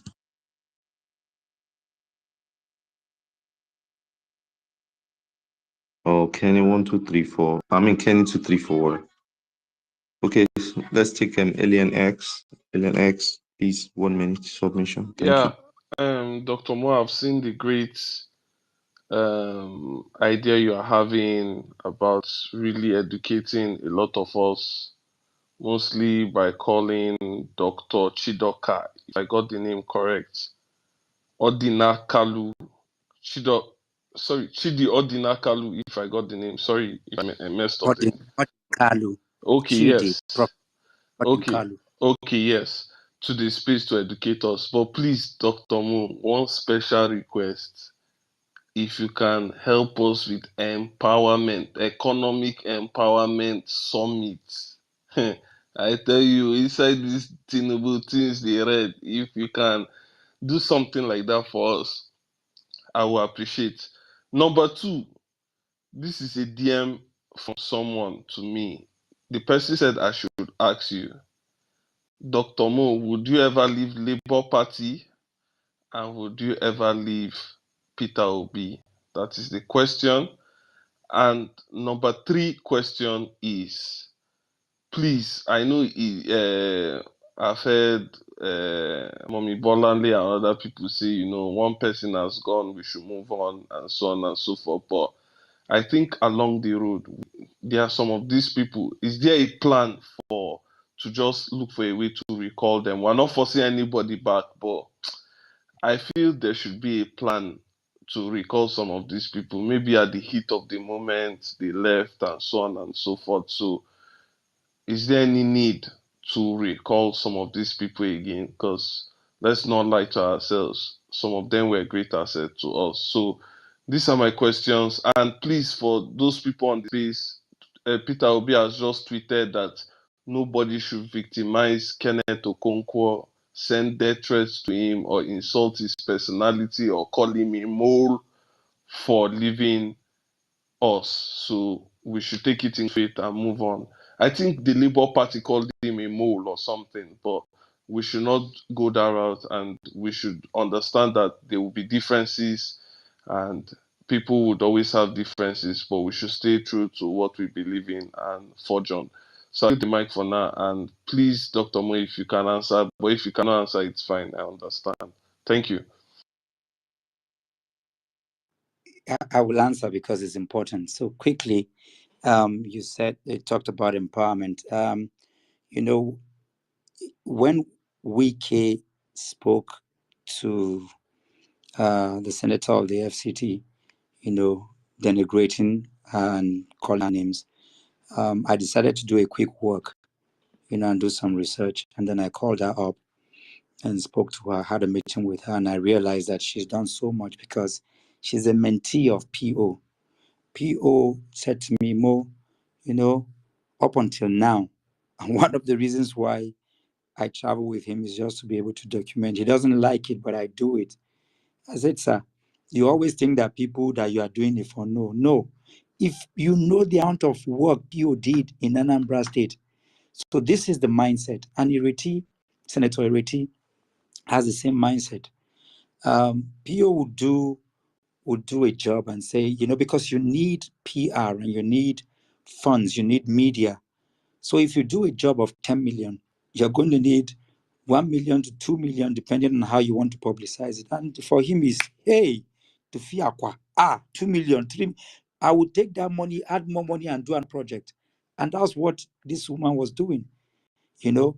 But now, like we told him, as we go to Ampan, we'll put those things out. So we don't need to now start digging up things again when the time comes, you know, all the boreholes and all the children, all the schools that has been given 10 million here, 10 million there. We have put everything out, get media, and then of course with the obedient movement, and all of us will spread the message so that it's all over the place. And I realized that there is no, and I say it, no senator in Nigeria here today has done half of what Senator Ireti has done. But she did not publicize anything. For the first time, I sat down with her, got all her aides, and I started articulating all the work that she has done. Some of the street lights that she put, they have GPS to it. And I so you can follow them. But she did not do anything in Maitama, in Asokoro, in Guarimpa, in Life Camp. She went to Karmajiji. She's building a hospital in Dobi. So when you see people sit in town, you know, and this is where we need to also, part of our job as obedient, to also research, become critical, and be able to speak. The FCT minister sits on 1.2 trillion with another supplementary budget of 93 billion. You can't drive in town. What? Because politicians, they are very wise, and because Nigerians are very easy people. We are not really very deep people, and that's why we're saying that we need to start having classes where we can start teaching and going deep, because POE is deep, and people that are following him are deep, you know. So look at what Wiki does, and if you look at it on, you know, on the political angle, it's like quick wins. What he did was just to connect the things, the flyover in Wuye. He does some things quickly in Metama. He's scraping road in the secretariat where people are passing and everybody is just clapping. You are forgetting he's sitting on 1.2 trillion, 98 billion. He's sitting on huge money and just painting the street where people can see and people are clapping for him. But the people who are really working for the indigens and where people live, who don't have water, who don't have roads, who don't have anything, with a very tiny budget, because the office of the senator is really, the budget fund lies with the minister, you know. So I had to explain, and then I started helping to publicize this work. And if you go on our timeline, just go and look at Ireti on, before everybody just goes there to go and insult her. And I like, we did not do all this work to put a woman there who is prepared to do the job. This woman is 70 years old. She does not need anything. This is the wife of when you hear Kingibe, that's Abiola and Kingibe. She doesn't need anything. All her children are not even in the country. She's using her salary to pay jam fees for over 2,000 people and all of that, but not being publicized. So I decided to do that. So there are some grants that are also coming, not much, but they can help. And we've helped some of the indigenous in the last couple of weeks. So I hear you, and I'm saying this, that we'll try and see how we can bring some of these grants to. The thing is that, just, you know, if we have 50, we can take 10 and give to the obedient people. I don't think that's bad. So I'm going to see how I can creatively do something to ensure that some of us can participate in that and help, because honestly, it's over now. Instead, even before now, at the fee they give like 50K, 40K, it can't reach time where you say 5K. Now, if you ask me for 1K, you go wait too, because there's 1K anywhere. Uh-huh. So that is to answer For your urgent question, 2K, urgent one. you know. So we'll try and look at that empowerment to help some of us and see how we can do that. If you read Pio's tweet, which you read in this place, Pio was categoric. He's still talking with these people. Bellamy, I'm still best friends with Bellamy. I know that a lot of people hated. There was a tweet that I did with this guy that used to insult Pio. What's his name again? My friend, Deji. Deji was the only person that followed me twice to DSS when DSS called me during those protests. I won't mention some of the names that I called, and they told me, hey, Dr. Mo, say we are warning you, are not hearing. You are going to do protests. Oh yeah, they go by yourself. Oh. If I call some of these veterans' name, you guys will not believe it. Deji was in law school then. He left school and came and ensured that he was with me. I was invited by 10 o'clock on Friday. We sat down till 6 p.m. and he told me, he said, okay, well, I think they are going to take you in. I said, okay. So I gave him my wife's number. I gave him some other people's number. Dr. Sam was not there because that's my lawyer. I gave him the number, and I said, if this happens, this is what you're going to do. What am I saying? You need to understand Deji. Deji likes PO, but for following, see, you have to be afraid of social media. I was with him just a few days ago, and he was telling me that, see, PO, anyway, Dr. Mo, you know now. But you come out and just talk one nonsense, and then we'll start causing. Let's ignore him. And I need it with every sense of the word. I'm using that opportunity to say this. See, PO is still in touch with these people. And guess what, like you said, yes, there's a window. He told me, he said, Dr. Mo, all of them will come back. It had happened before in Anambra. It's happening again.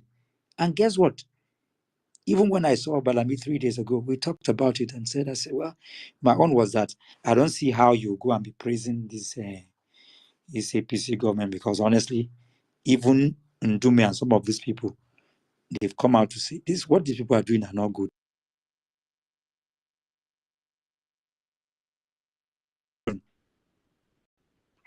Was not to do that. Number 3, will I ever leave? Even if PO leave, I'm here. Let me tell you what I told PO. He said, Dr. Mo, don't talk about, and I mean, it can be recorded, that's fine. It's not a secret. He said, you have been writing about Labour Party. You are with me. You are seeing what I'm doing. Why are you? I said, sir, you taught me that it is better to do the right thing and fail than to do the wrong thing and succeed. If they misbehave, I will talk about them. I didn't beg you to carry me anywhere. For those who are thinking, and I'm saying it here, is this a recorded space? You till today, I don't call you. You call me 5 times, 3 times. Yes, it's a privilege and an honor. I didn't beg for it. I've been on this part of my life for the last 20 years. I don't know what's going to happen in the next 10 or 20 years from now. What happened to you, it can happen to me. I'm a politician, I'm a PhD, I'm an activist, I'm a father, I'm a grassroots mobilizer. I can be the president of Nigeria. And I'm your protege and your mentor. I won't fail posterity. So I'm not doing it, I'm doing it for Nigeria. PO just happens the one that epitomizes our collective energy and essence. But no, Dr. Mo, is better than PO because PO is older than me. Anybody younger than me is better than me. PO will exit before me. And this message is for all obedience. Our resolve, our tenacity, our character, we must be stronger than PO. We must. If not, how else can we take over from him? Just in case you are thinking, we'll leave. If PO can be bribed out, I'm not. I don't belong to that. I'm not sellable. I'm not bendable. I'm not buyable. I want us to be part of the program with Professor Odinkalu. Let's share it and let's be a part of it. Bolanle, Dr. David, I'm going to need all of us to come here and deal with it. It's a program. It's something this Equesili has been doing. It's one of the most grounded. It's actually an obedient program that she has been doing. And we should all be part of it because it's going to be the narrative of the discussions we're having here. I just tweeted about it. We should all be here because we're going to be deepening the discussions that we're talking about. Policies, politics, governance. And some of you should register and be part of that because the intention is to plant people into the Nigerian system. It's part of what I'm doing with the senator, right? We cannot win until we plant people into the system. If those who are not patriotic are doing it, what do you think we're going to do? We must do that. I hope I answered your question. Yeah, thank you so much, Dr. Mo. I think the mic still has to go back to you at this point, for your final remark. Thank you. We will be meeting tomorrow for the singular reason of the fact that we need to, because we're going to be dealing with, we're using this period as an opportunity to help I mean, these are things we already have in place, but tomorrow we're going to be dealing with tools of patriotic protest. Remember, our discussions, our dealing are not just for what is going to happen on August 1st. No, everything we are dealing with, as a matter of fact, goes beyond the 4 years of the cycle of election. It's out the agenda of the obedient movement, which is the agenda of Nigeria. Is bigger than our tribe and is bigger than any government, including when PO will become president and leave, we will continue because we are putting together a framework and the groundwork for generations to come. We are reshaping the culture of how we go about all the things that we're talking about, the systemic change that we're creating. So we'll be back here again, 10 p.m. tomorrow. I'm going to set the space and we're going to have a fantastic discussion, staying within the context of tools for patriotic protest. Go and study it and come and make fantastic submissions. And we would, of course, talk about the things that are happening. And like I told you, we're not discussing strategic things regarding what is going on. Whatever you want to do, you can inbox and we can talk about it. Good night and God bless you. I want to thank each and every one of us who have spoken and made submissions today. There are so many requests. For those who could not, you'll be here tomorrow. We will engage, we will fellowship. Our energies will be tied together. I'll bring update concerning PO's daily engagement. And also we'll talk about the things we've done in the past vis-a-vis our teaching and going.